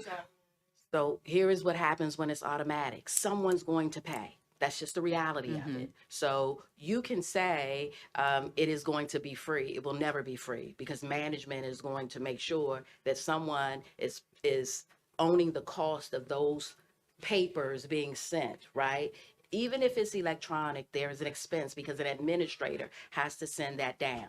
I would ask the county to consider what the state has done with resale, where they absolutely cap it. You can't charge more than this for that, Okay. right? So that would be a better way to, I Give me think, 1 deal second with to that. note that just soon. We do have an amendment for that. Okay. For paper, but we just chaired it, won't go through amendments. Okay. Okay, I'm just Shall I making come sure back? I track this No, she had, point. Okay. She had a question, so if you want to identify other state law conflicts, Yeah. Okay. we And appreciate your expertise. thank you so Thank much. both of you. Number 4, homeowners association property management company must keep electronic copies of their bylaws. Well, I think what the county wants to do is maybe consider 11B 113 of the Maryland Code, where the Maryland Code says that a HOA must keep their documents inside a depository. No one else has to do it. Maybe condominium should put their documents in a depository where everybody can get them, right? So a homeowner doesn't necessarily have to come to management. They can go right to the county and get it out. So consider depository as an option. And also that all updated contracts be delivered into the depository. I have a question. Sure. By the company. Mm-hmm. Virtually all common ownership properties or communities have management companies, but not all, right? So what do we do with the ones that are small or just for whatever reason don't have management? I would assume they're not sophisticated enough to have a website, to have a depository. So I'm not, what I'm worried about is not what I know, which is not much. I'm more worried about what I don't know, which is a lot. Here's what I would suggest. There is a way to assist everyone, right? Management companies is not always responsible, because in the state of Maryland, as I wish Delegate Holmes was here, because I've worked with him for over 20 years, but what we do know is it only requires a business card. There are no stipulations for who should be a management company, how do you become one? So anybody could be one. I used to be in banking, I retired, I was the president of my HOA, now I've just opened up a company. That's real life, it happens, right? And so that is a part of our problem. For our smaller communities, management offers other things. So you have the resource of being financial only. You all could legislate that even a small community, if you're taking the public's funds and putting into a membership, because these are all non-stock corporations, there must be some oversight that the county is saying we're going to regulate, right? So maybe those smaller ones will just go with financial only. What do you mean by financial only? So management companies break itself out into two. You can go full service. Full service is where we okay, I come see in. what you mean. Right. But financial only, I believe, is where it's going to be imperative for the council and the county, because financial means that there's a professional paying attention to what you're collecting, how you're doing it, is your taxes being paid, or, you know, your property taxes being handled, are you in good standing? I was just working with Director Dickerson with the community in Upper Marlboro that was holding up a homeowner from putting a shed in, but they were not in good standing, right? This is a multi-million-dollar community, where Mr. Curry used to live, as a matter of fact, not in good standing. The state of Maryland says if you're not in good standing, then you have no rules to enforce. So I think that the county might find itself in a better position by making sure that big or small, right, that there is some kind of oversight with regards to staying in good standing, you being able to enforce the reserve requirements that we have. Everybody is responsible to do that if they are a non-stock corporation, common ownership community. So, yeah. If I can just say, so thank you for answering my question for both of you, because my question for you was just around the requirement for the property management to offer the document. That was your Yes. suggestion, and what I'm hearing you all say is that a depository is an option, and then I just talked to our vice chair, that is included as one of the amendments. So I want you to know that, and I just mentioned to the chair, you both are so knowledgeable. I'm hoping that what we'll be able to do is, you know, circle back and have another conversation, maybe a briefing, to just go more in depth as we add to the rules. I've learned a lot. Thank you. The last one I want you to think about with regards to the state is number 10, where it talks about closed meetings. Closed meetings are regulated by the state of Maryland.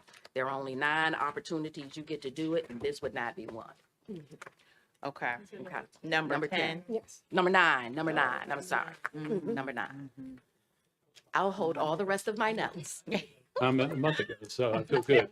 And it does have the ability to enter into attorney-client privilege. Yes. Because some of the subject matters and that are held in closed meetings. And so, Okay. yes, it can prove to be libelous. Yeah. Against people that live there or Yes. public? Yes, So I can understand. because they discuss things like individual homeowners' accounts, personnel matters, matters that are in litigation. And so, yes. Do they have to read a statement before going into that meeting? Okay, I'm just getting making sure. I Yep, understand. Okay. it's outlined in the Maryland Open Meetings Meeting. Act. Oh, in the OMA. Okay, But it's so not they're a reading the requirement. OMA. Okay, so I have a, It's not a That's all. requirement, but they can read. They can. okay, so I have a question about this, because I think there's a provision in Ms. Uriata's list on open meetings. Where was it? Yeah, number 9. Okay. Yeah, so homeowners shall be viewed as interested parties, not the members of the public. So one of my experiences with a condo association, and I think we've heard this from people who come and complained about their associations, the management company and the board closed the meeting for whatever stated reason, and then the homeowners aren't allowed in because it's for topics. So Ms. Vice Chair Uriata's provision is homeowners can be allowed into that meeting, but that's conflicting with state law. But this is where one of the problems comes up, is the stuff that goes on in these closed meetings might be inappropriate, but no one's there to know that it's not appropriate. if it's not appropriate, then management should be on top of it. Like, Yes. we're the ones who close the Yeah, meetings, no right? offense, but part of our problem is that certain management companies are the problem. It's true, but as I shared, what do you need to be a management company? And maybe that, Councilman. Criteria. Yeah, absolutely, that you guys will consider. Who will manage inside Prince George's County? And what does that really mean, right? So we have a lot of management companies that are doing well, making money, adding fees, and the communities don't reflect that at all, right? There are unhappy constituents in all areas of common ownership, even outside of the state of Maryland. So I think that this would be a leader position for everyone if Prince George's County were the first, because you would be the first to process that way. And let me conclude with this. Prince George's County has been entertaining common ownerships since the late 40s, right? There were over 6,000 common ownership communities built in the United States every single year. Which gets to my last point. Particularly for smaller communities, but even in any size community, I'm sure you know more than I do. Getting people to volunteer to take on the board responsibility is not easy. That's correct. And particularly for small communities where you can't get enough people to fill out a board, if we impose requirements that they don't want and people just say, I'm not doing it, what happens to the HOA or condo association if they don't have, if no one signs up for the board? They go defunct? It goes It goes receivership. to receivership. And that's where that's where Karen Strong steps in and puts an attorney in front of that community, which costs them almost 6 times or more than if it were volunteer. Yeah. Okay, so the one place that I'm familiar with is a low income 27 unit 50-year-old community that has great difficulty getting board members and any participation by unit owners or renters. So if that went defunct and went into receivership, they can't collect dues now from the people that own the properties now. So what happened is you can go to receivership and the attorney general can appoint an attorney to run it and charge more money. But if nobody can pay, not nobody, but very few people can pay the dues, what happens? You start putting liens on people's houses. Yeah. Yes. We do that. Yes. We do that. Houses can be foreclosed. We don't want those to be the results, but there are options there. But I can assure you that there's been a couple of times that I've seen communities come very close to receivership. Lynn Hill is one. I'm not sure if everybody, I mean, the history of Lynn Hill is an example in Prince George's County of what we need to do, how to stay away from it, how to stay on track. Lynn Hill is our I'm just making an example. It's a case study. It was something. Yes. All right. Thank you all. Appreciate it. I think we need to move to the Vice Chair Oriata. She's got a bunch of amendments that we're going to try to follow as best we can. Okay. So, to be helpful, the draft version that is in front of each council member in red is the base that I'll be using. So the agreed amendment around changing the reference away from homeowners to common ownership communities throughout the rules is the First Amendment. So everywhere it states homeowners association, it will change to common ownership communities. For the first rule,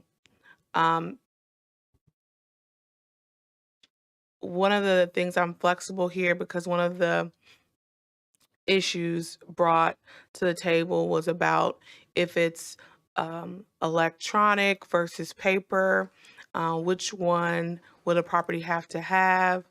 So I'm flexible of changing this to they're all needing to have electronic copies of all executed. So I'm just going to read it out. Common ownership communities and property management companies shall have electronic copies of all executed contracts with their third-party vendors online with free access for all residents. That gets away from them needing to have physical copies, but does put the burden that they need to have them online, and it needs to be accessible to all of, hold on one second, homeowners, excuse me, not residents, all homeowners.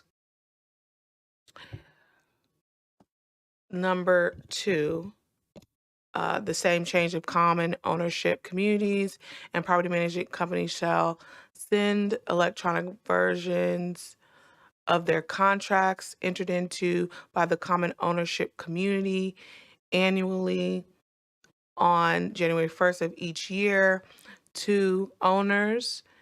And this is in conformance with the requirements of Section 11-139.1 and Section 11B 1113 1 of the Real Property Article of Maryland Annotated Code. Additionally, when common ownership communities execute a new contract or when any modification of the contract is executed, the common ownership community shall send the electronic version of the new or modified executed contract within 30 days of said modification or execution. That's number 2. I have a question. Yes?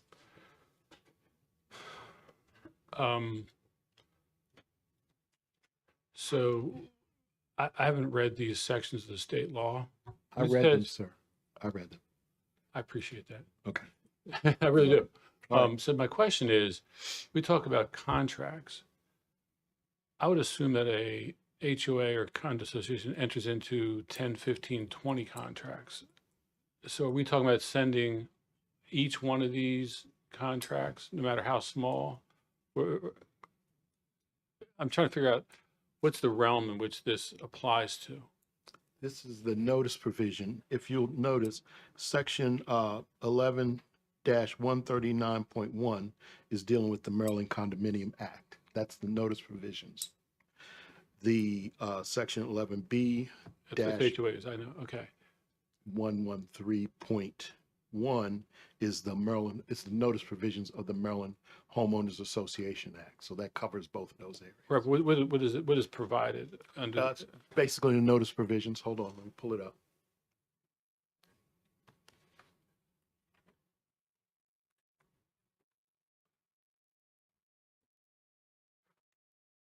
Because on the one hand, this is very valuable, but on the other hand, I heard our speakers say someone's paying for this, particularly when you're including amended versions having to come out in 30 days. Right. Okay. So the this governs the electronic transmission of notices. So it goes into the details here. For example, it says notwithstanding language containing the governing documents of a homeowners association or the homeowners association may provide notice of a meeting or deliver information to a lot owner by electronic transmission if, and it goes into a longer Okay, list. so that's the notice provision, but my question is, when we say contracts, Okay. what is the realm of contracts? Because I don't know how many contracts they enter into. The first contract you enter is with the management company, but then you got lawyers, accountants, lawn care, snow removal, trash removal. So we're saying every one of these contracts needs to be included and sent. I'll just be clear. I'm not against it. I'm just trying to figure out. Right, but like I said, It's annually, though. It's not as the contracts are signed, and it's only then done outside of annually if they're modified. Okay. So, I mean, I'm not against it. I'm just trying to figure out. I'm just hopeful that any company would keep all of their contracts in a way that would be easily able to send once a year. Yeah. I have a question. And this could be for some of our experts in the room. Is there ever a case, or this might violate some privacy laws? Are the contracts ever available, for example, on the property manager's website, where people could log on and see them? Could you describe that just so that I can get a better understanding? I think that's item number 1. That, There is already going to be a portal so the that repository, keeps yes. it. This was for notification annually, because one of the issues some of the residents have had is around modification, right? And not knowing there was modification made. So the real purpose is, so if we wanted to say, because they're already going to have to maintain an online portal. That's how we've amended the first one. It's been updated. If they want to, that's another, their system will have to do that. It's easier, I would think, for them to have a model that they could just press in versus paying for a system that does it automatically. But I'm fine with imposing that. I just want to be mindful that that is going to be they'll have to have a system that automatically does it. I'm comfortable with that if that's what we could have, so that allows that they could be sent it electronically or have a system that notifies them because as long as they get let me read it again, let me make sure when to send annually or when modification contracts within 30 days of modification. So we could say, for example, if we wanted to focus on the modification in 2, we could say that the common ownership community and property management company shall send electronic notification of, and then go down to contracts when modified within 30 days of said modification or execution. And then we would just have to make sure that when we go back up to 1, that we would add something that they're mandated to update them when contracts are modified. Because the issue is that if they're just sending a notification that's modified and they're not actually sending the modified contract, then we have to ensure the modified contract is in the portal now. Does that make sense? Yeah. But I would be comfortable with that. Because I'm thinking like with, any kind of policy that you have, they might send you an alert, oh, your policy's been updated or whatever's been updated, then you log on and you can read it or you can see it if you desire to. But I'm assuming people that are part of HOAs, this is something that they're tracking. So they are going to log in to see that, because I'm just trying to get at what Tom is saying about the amount of contracts that they have, sending all of those out, and then that cost possibly being passed on to our homeowners. Please, if they could speak, Ms. Yes, so the one thing I most definitely want to add is the opt-in for electronic transmission. All homeowners don't opt in for electronic transmission. Some do not want the electronic transmission. Also, depending on the size of the association, which can average about 3 contracts a year to 30. We actually just completed $1 million renovation project at a large association in Upper Marlboro. And again, with all the vendors that were just included in that, it was a total of 60. So again, those contracts are also a part of the board packets because the board has to ratify those in the open board meeting as well. So again, with just adding those contracts to the online portal for homeowners to be able to access at any time would more likely be much easier. Yep, 24/7 access.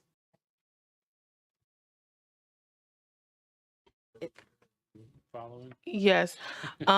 So I'm gonna read again where I'm at on 2 so that we can make sure we're in the same place. So it'll be common ownership communities and property management companies shall send electronic notifications when any modifications to a contract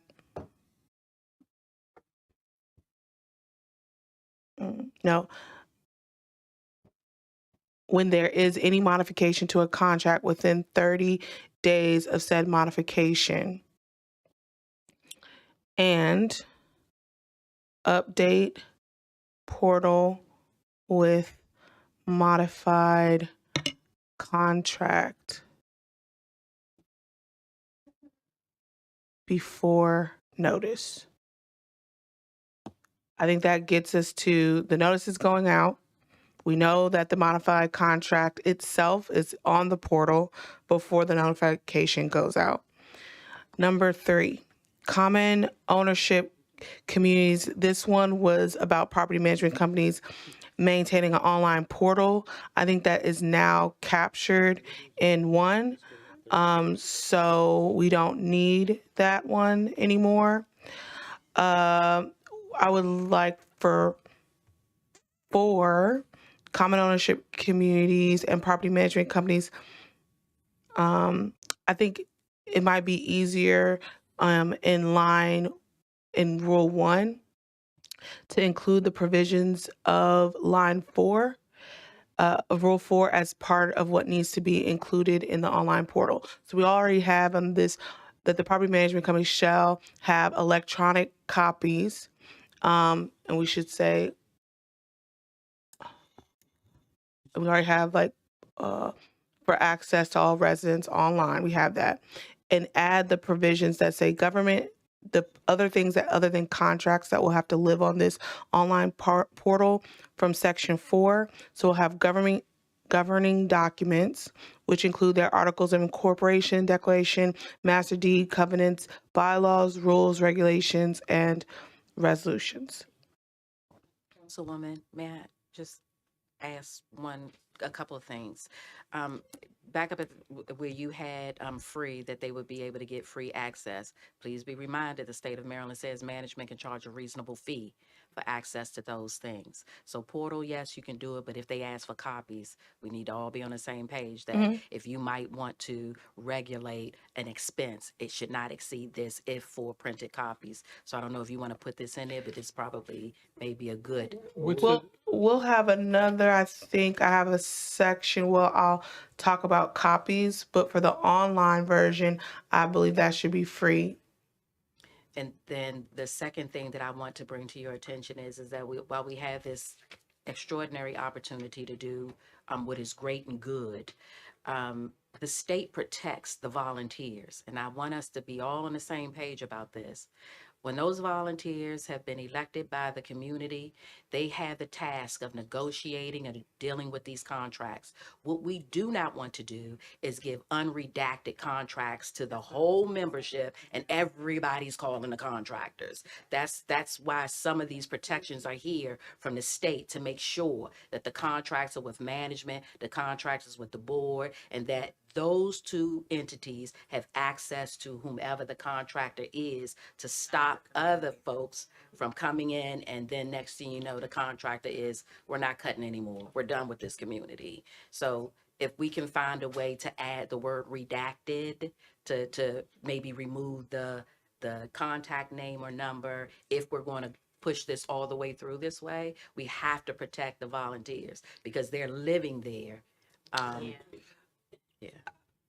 I definitely understand the need for some level of privacy. I think some of the concerns, and I want to make sure that there's space for this, where there's been contracts given to like relatives, family members, friends. It's like an obvious conflict of interest that if it was fully redacted,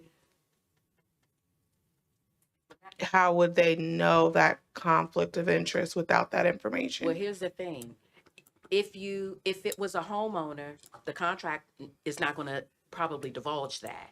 The contract is not going to say, even though my name is Walker and this person is Walker, you cannot assume that we're related, but then you'd wonder if so. But the law says, and the governing documents, they're clear. You have to disclose. I think we know what the rules are, but we also know what people are not doing. And the reality is that they're doing it anyway, right? I know that's in my community. I can't speak for everyone. Doing what? Like sometimes they're hiring people that it's a conflict of interest, not disclosing it, not giving the contracts. The ethics training should be part of the training. And that I feel like that could be included in the I think training. people do, they know it's unethical. I don't think the question is their knowledge of ethics. I think their question is that who's going to catch them? I mean, if they don't, because they've sent the contract, someone's getting paid, and they just refuse to give you the contract. This goes on in my community. And then there's nowhere for these people to go. Like the homeowners are calling the state's attorney, they're calling this. There is Exactly. no remedy, and they have no proof. The only And remedy is to go to court, but they don't have money to hire a lawyer. Because exactly. I've seen this in several communities.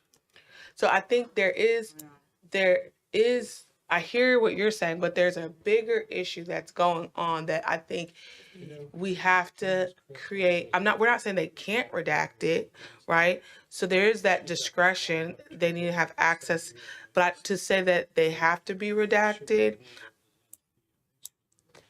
I don't know if I'm comfortable with that. There's obviously flexibility on, because the company name, it's the company name and how much they charge for it. I think that those are fair things for the person that's paying for it, which is the homeowner. It's not like it's for public consumption. It is for the homeowners, the people paying for it. But I'm going to move on to the next amendment for time. So I am on now. Let's see, we talked about 4. Now we're going to move down to 5. A majority of common ownership community board members, including the president, are required to reside within the community. That would be the updated language. Number. I really object to that. Mm-hmm. If that were to pass, the association I'm a board member of would have no officer. They'd have one person. And like I said, it's a 27 unit. And for the last 4 or 5 years, actually, ever since I've been involved there, which is a dozen years, getting 3 people to a meeting used to be hard. And it required 5 board members. For the last 4 or 5 years, we've got the same 8 people that come, and everybody's invited. Trust me, it's like, please get involved. And 4 of the 5 members of the board are not residents. So I think the original language just said. It did. I was only taking it out because it was a suggested change. I was trying to be amenable to everyone's changes.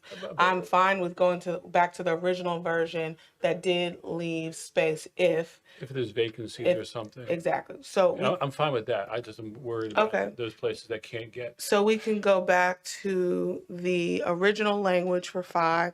The only change there would be the name, which is Common Ownership Community, and then making sure. Can we change the language just a little bit? I don't like the original language. I'm sorry. Yes, we can change the language. I think I would God just has say tested my patience Madam today. Chair. So hold on. I would hold just on a say, second. if there are vacancies, use the word vacancies. Yeah, say it out loud. Let's work it out right now. What would you like it to read? Common Ownership Community Board Majority members. of the board shall, including the president, are required to reside within the community unless there are vacancies that need to be filled. Okay. Something like that. Got it. If you got, Yes, my concern is when it becomes developers control. When developers control, then they may not even live in the state. So you have that caveat on top of that. So again, and even when it comes to ownership, so I have an association where there are mostly investors that are on the board. And they honestly do a phenomenal job because they look at the association as a business and operate it as such. So the president there owns 6 units. But I think if I get it, but I think that the goal is to really move to people that actually live there first. And then if there are vacancies, then you can have investors represent, so it doesn't keep investors. But isn't this a different? Maybe give prioritization to homeowners. Yeah. But isn't this a different animal when it's developer controlled? Because they've not turned over the management, the. Right, it would be separate. Yeah, it's a different animal. But I think that, to your point, saying unless there's vacancies, give space that participation first goes to the people that live there, and then to investors like Councilmember Denoga. Of course, I wouldn't be off this board so bad. Question, so I don't understand, where I live, when I moved in, the developers owned it until we became 51%. So are we changing that? No, that would be a separate, yep. This would only be when it's, outside of developers. Okay, next one is 6. This is about there'll be no fee. So we can address this one for the paper copies up to, one of the recommendations I saw was up to a certain page count. So there should be no fee charged to a homeowner who requests copies of the common ownership community contracts up to 10 pages. Anything above that, then there could be. I think the recommendation was to have a cost per page limit, like 25 or 50 cents, or I know some places, back in the day, the government used to charge 10 cents and 25, and then various people or entities have tried to abuse the process of the $1 or $2 page limit. Do you have a amount? I'm looking for the folks who know what So- goes on in the industry. So one thing I would most definitely like to add is when copies are printed, they're actually charged to the association. So the association is going to absorb the charge initially. So most of the time, when it comes to charging of the homeowners, again, it will be if there's for an excessive amount of time, especially for documents over that 2 years. If they actually want full printed copies, we charge 8 cents a page. And it goes to the association, and then usually the cost is passed through to the homeowner. The only thing that I will clarify is in most management companies, nothing is passed through. Everybody wants to get their money from the source. Everybody wants it from the source, right? So it's always paid up front. The management company is going to take the fee. If they pass it back, then they pass it back. But inevitably, I think what we're both saying is that whenever there's a fee, either one person is going to pay or the whole association is going to pay. And it is generally seen as unfair when the whole association is paying for one person's desire, right? Governing documents alone can be 500 pages. So should we say 10 cents a page? Okay, there you go, 10 cents. So up to 10 pages free. I still think there's a reasonable amount of free. And then cap the fee of 10 cents after that. Number 7. Oh, I'm sorry. It should say physical copies so that they don't Right. try to say electronic as well. You're right, physical copies. Thank you for that. Okay.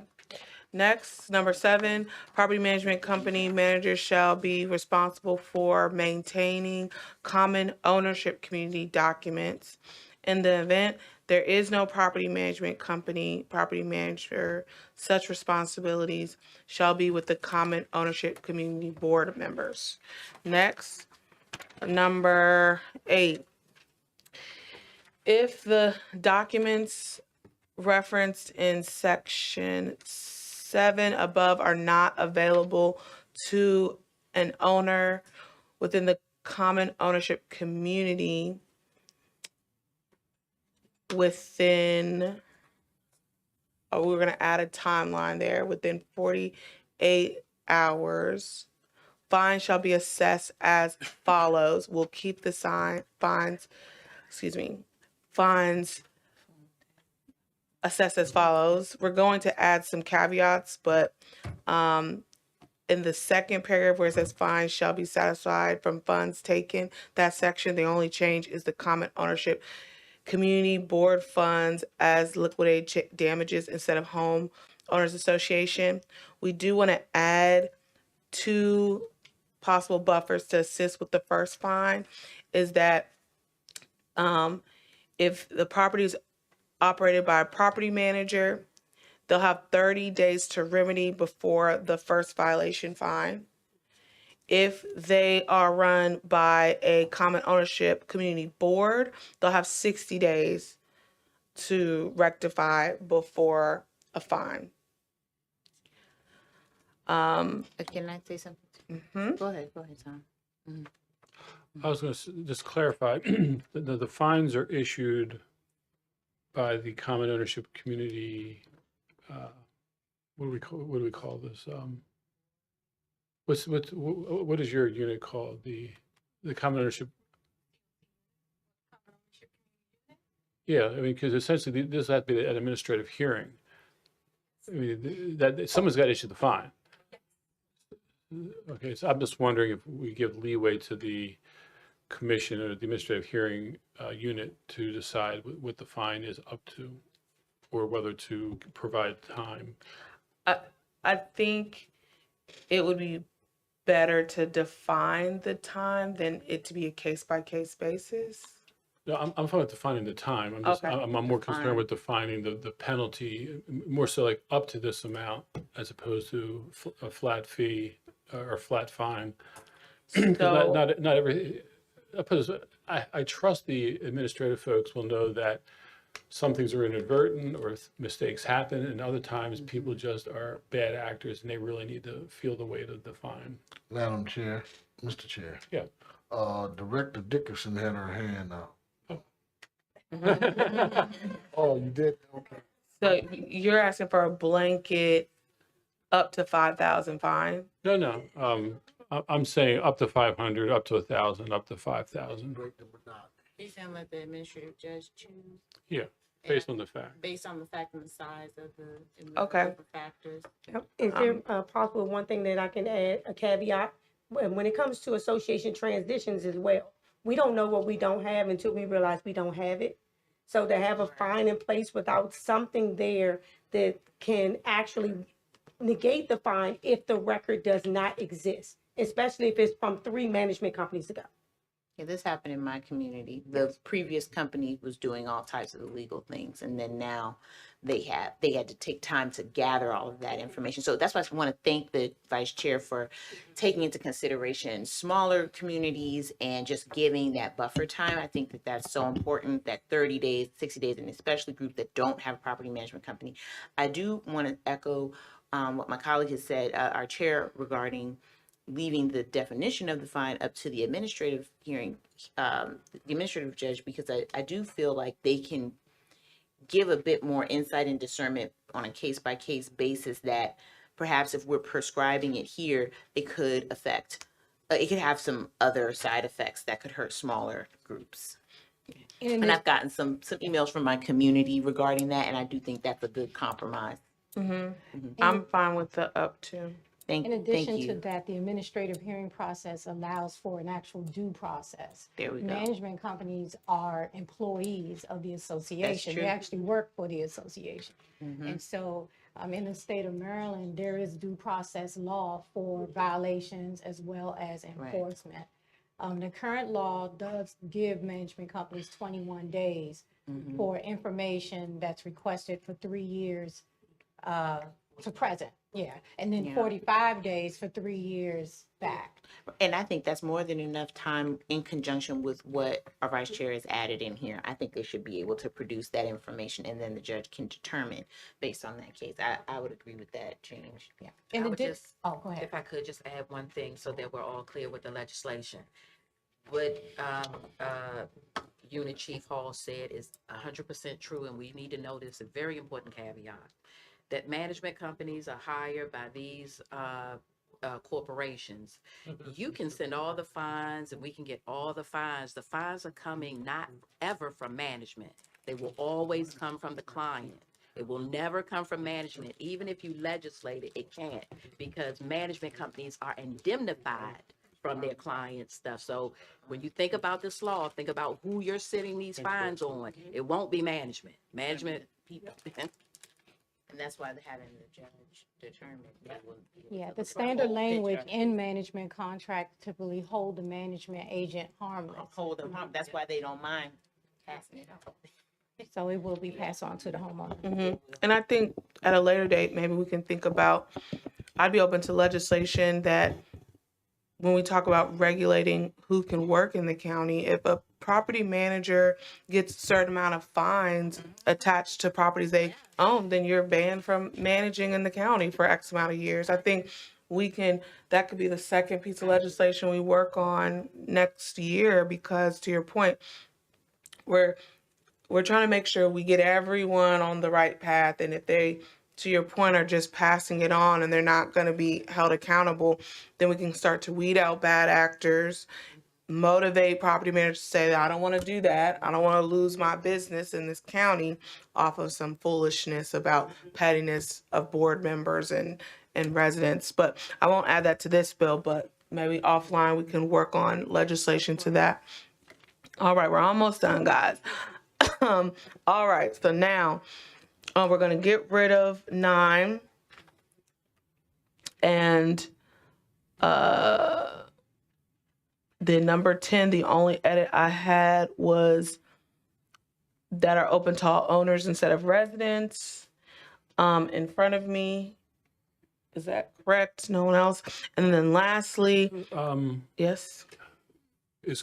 Are quarterly meetings typical, or I'm just thinking for smaller, once again, smaller organizations, I think meet less often, but I don't know if that's correct. Here's what the state says. The state says that there must be one meeting every year, which is the annual members meeting. The governing documents can say you must hold regularly scheduled meetings, but that doesn't mean every month. It means that whatever you decide, it has to be regular and the same all the way through.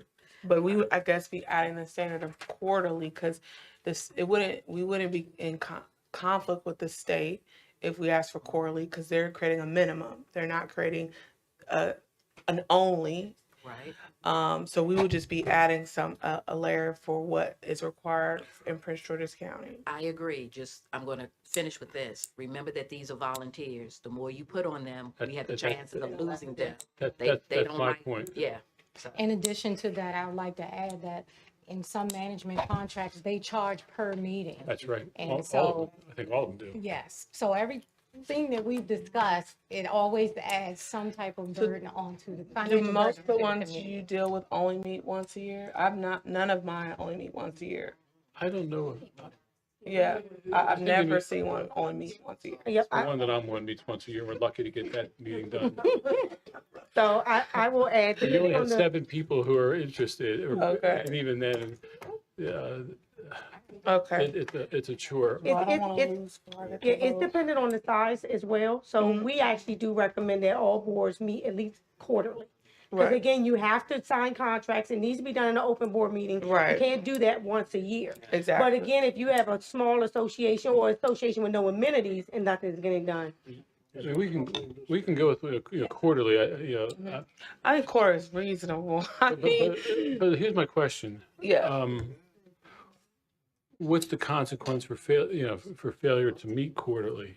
Because there's no consequence here. I don't really necessarily want a consequence, It's but consequences because quarterly is when certain contracts happen. We know that in the summertime, insurance is generally coming due in June, so we need to be ready for that. In the fall, we know that we have to get ready for snow. The contract is coming, so we need to be ready. Spring. I yeah. meant from a enforcement standpoint. It would be the fines, though Yeah. everything is levied on the fines. But the fines are limited to the documents referenced in section 7. Oh, yes, you're right. So there is no fine, so that's a compromise. Okay. Okay. But So let me ask you, the last I- amendment. I've got another question. Okay. For something that's not included, maybe can't be included, but one of the biggest problems that we have is elections. The proxy voting, or whatever the case may be, the people who run the show tend to win the elections, and you can't get them out. And a lot of it's proxy voting, and they seem to have a way to get a hold of people who are absentee The state landlords. fixed it. It's all fixed. It's all fixed? 'Cause It's all I- fixed. not All in my- has to happen by a third-party company. Management can't even touch a proxy. The board can't touch a proxy. All of it is handled by an independent third party now. We're all fixed. October. Mhm. I was gonna say, because I witnessed the election and that didn't happen, but, Yeah, okay, so it's I had that new. problem. And Couple management months is actually very happy about We it. are very happy. Very happy. ago. Okay, great. That's Senate Bill 758. You said it's October 1st? And what did it do? I'm sorry. They had third party has to handle all Has the to. voting, so it can't be the property management Oh, company good, good, anymore. great. All Because right. that was a huge issue. Yeah. Oh, you don't have to tell me. The last amendment, I think it was Councilmember Watson, will add go to the resolution part, not the rules. In the bottom section, in the be it resolved, we're gonna give 3 months for these to stand up as rules, giving 3 months of education before these rules take a place after we pass the resolution. So there could be education before anyone could be held liable to be fined. So those are all, it'll be 3 months from when it passes. So those are all the amendments. I'd like to move favorable on, what is it, CR 85 as amended. Second. She want a second. Motion and a second. Any discussion? Seeing none, Madam Clerk, please call the roll. Chair Denoga, Aye. Councilmember Adam Stafford, Aye. Councilmember Hawkins, Councilmember Olson, Aye. Vice Chair Oriana. I want to vote aye and thank my committee members. I know was a lot of moving pieces. I got lots of emails. A lot of people care about this issue. But I really, really wanted to get something done this year because communities have been waiting so long. So thank you guys. Motion carries 5-0. And we still have CB 48. Hey, Mr. Chair. Are we expecting Mr. Burr has been in here twice. Look, I just texted him. Hey, Mr. Chair. Yes. The previous bill, could Councilmember Adams be the second since she's the co-sponsor? I jumped the gun. Seconded by Ms. Adam Stafford. Because everyone reads our minutes.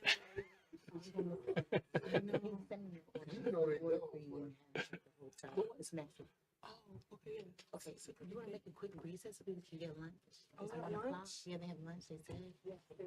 And that's not here. Okay, well, let's Are go. we expecting Ed? Okay. Recess. Quick recess. Grab your lunch. We just need three people. You three. Good job. I Thank you. prepared. No,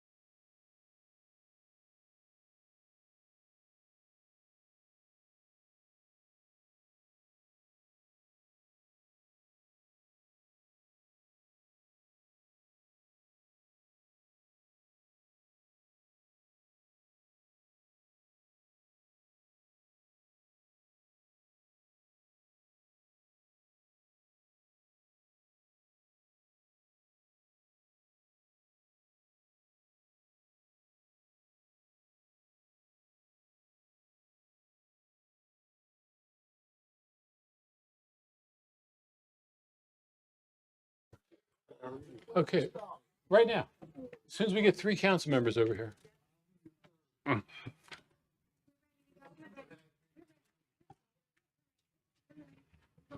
What's this bill? Okay, we're back from recess. We have CB 48. I'll turn to Ms. Hightower.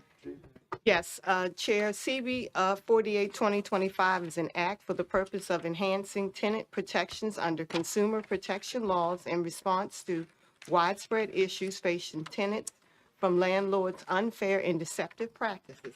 This bill was held in committee on June 16th. The bill is located on pages 77 through 79 of your binder. Ms. Miller Y is here and can discuss their analysis, which is on pages 81 through 87. There were no public comments received on this bill. Thank you, Chair. I'll turn to Ms. Miller Wise for a brief explanation. Good afternoon, members of the committee. CB 48 would declare the following practices unlawful, unfair, and deceptive in connection with actions by landlords: failure of the landlord to correct substandard living conditions of their rental properties, misleading advertising of amenities in their rental properties, a landlord's failure to maintain essential services required on their rental properties, unwarranted fees assessed by the landlord on tenants in their rental properties, persistent housing violations by landlords on their rental properties.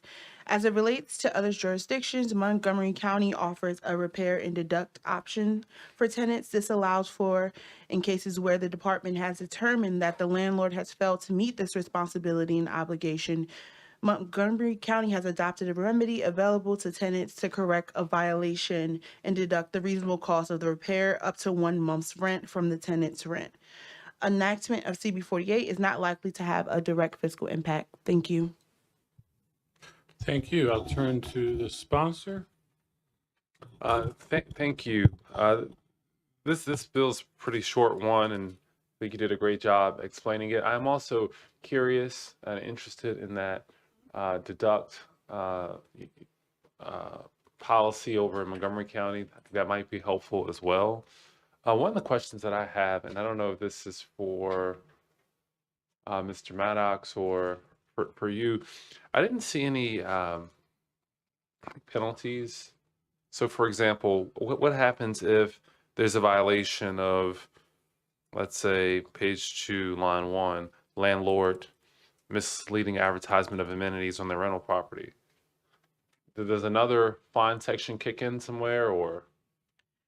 So, from my understanding, there are like several parts of the code that discusses certain amenities such as air conditioning, and that's governed within our county code, and fines kick in regarding that.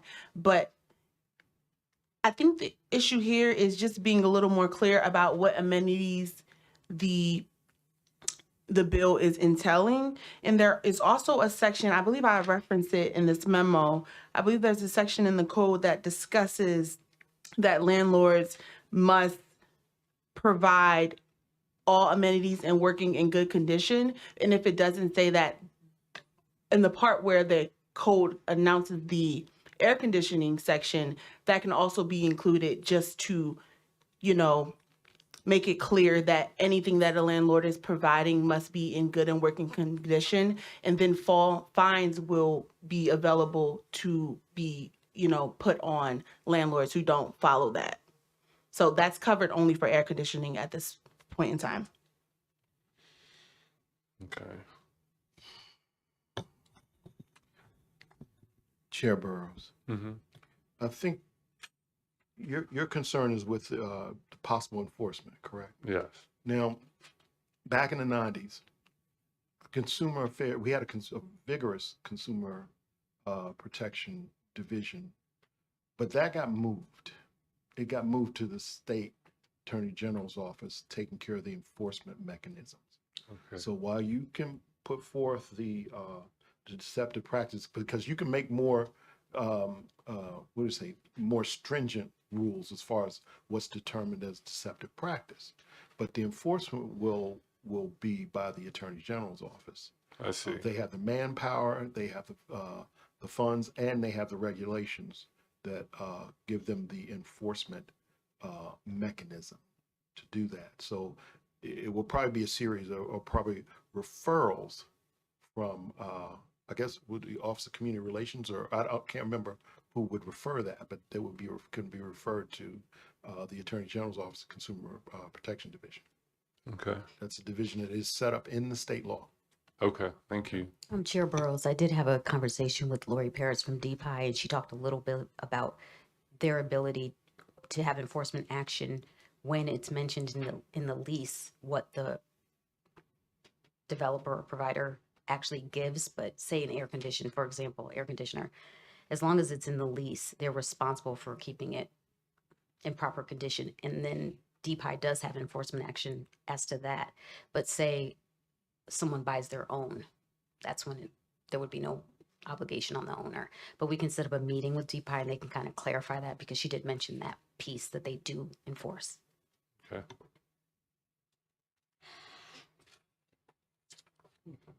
Mr. Burrows, should we move forward? I would say so, and I would be interested in having that meeting to really make sure that this bill actually does what we hope it would do. Mr. Chair, I would like to make a motion on the chair's bill CB 48 2025. Make a motion to move favorable. Second. Okay, we have a motion and a second. Any discussion? Seeing none, Madam Clerk, please call the roll. Chair Denoga, Aye. Councilmember Hawkins, Madam Clerk, I vote aye. Councilmember Olson. Aye. Motion carries 3-0. Okay, I think that's the end of the agenda. We get a motion to adjourn. Second. We are adjourned.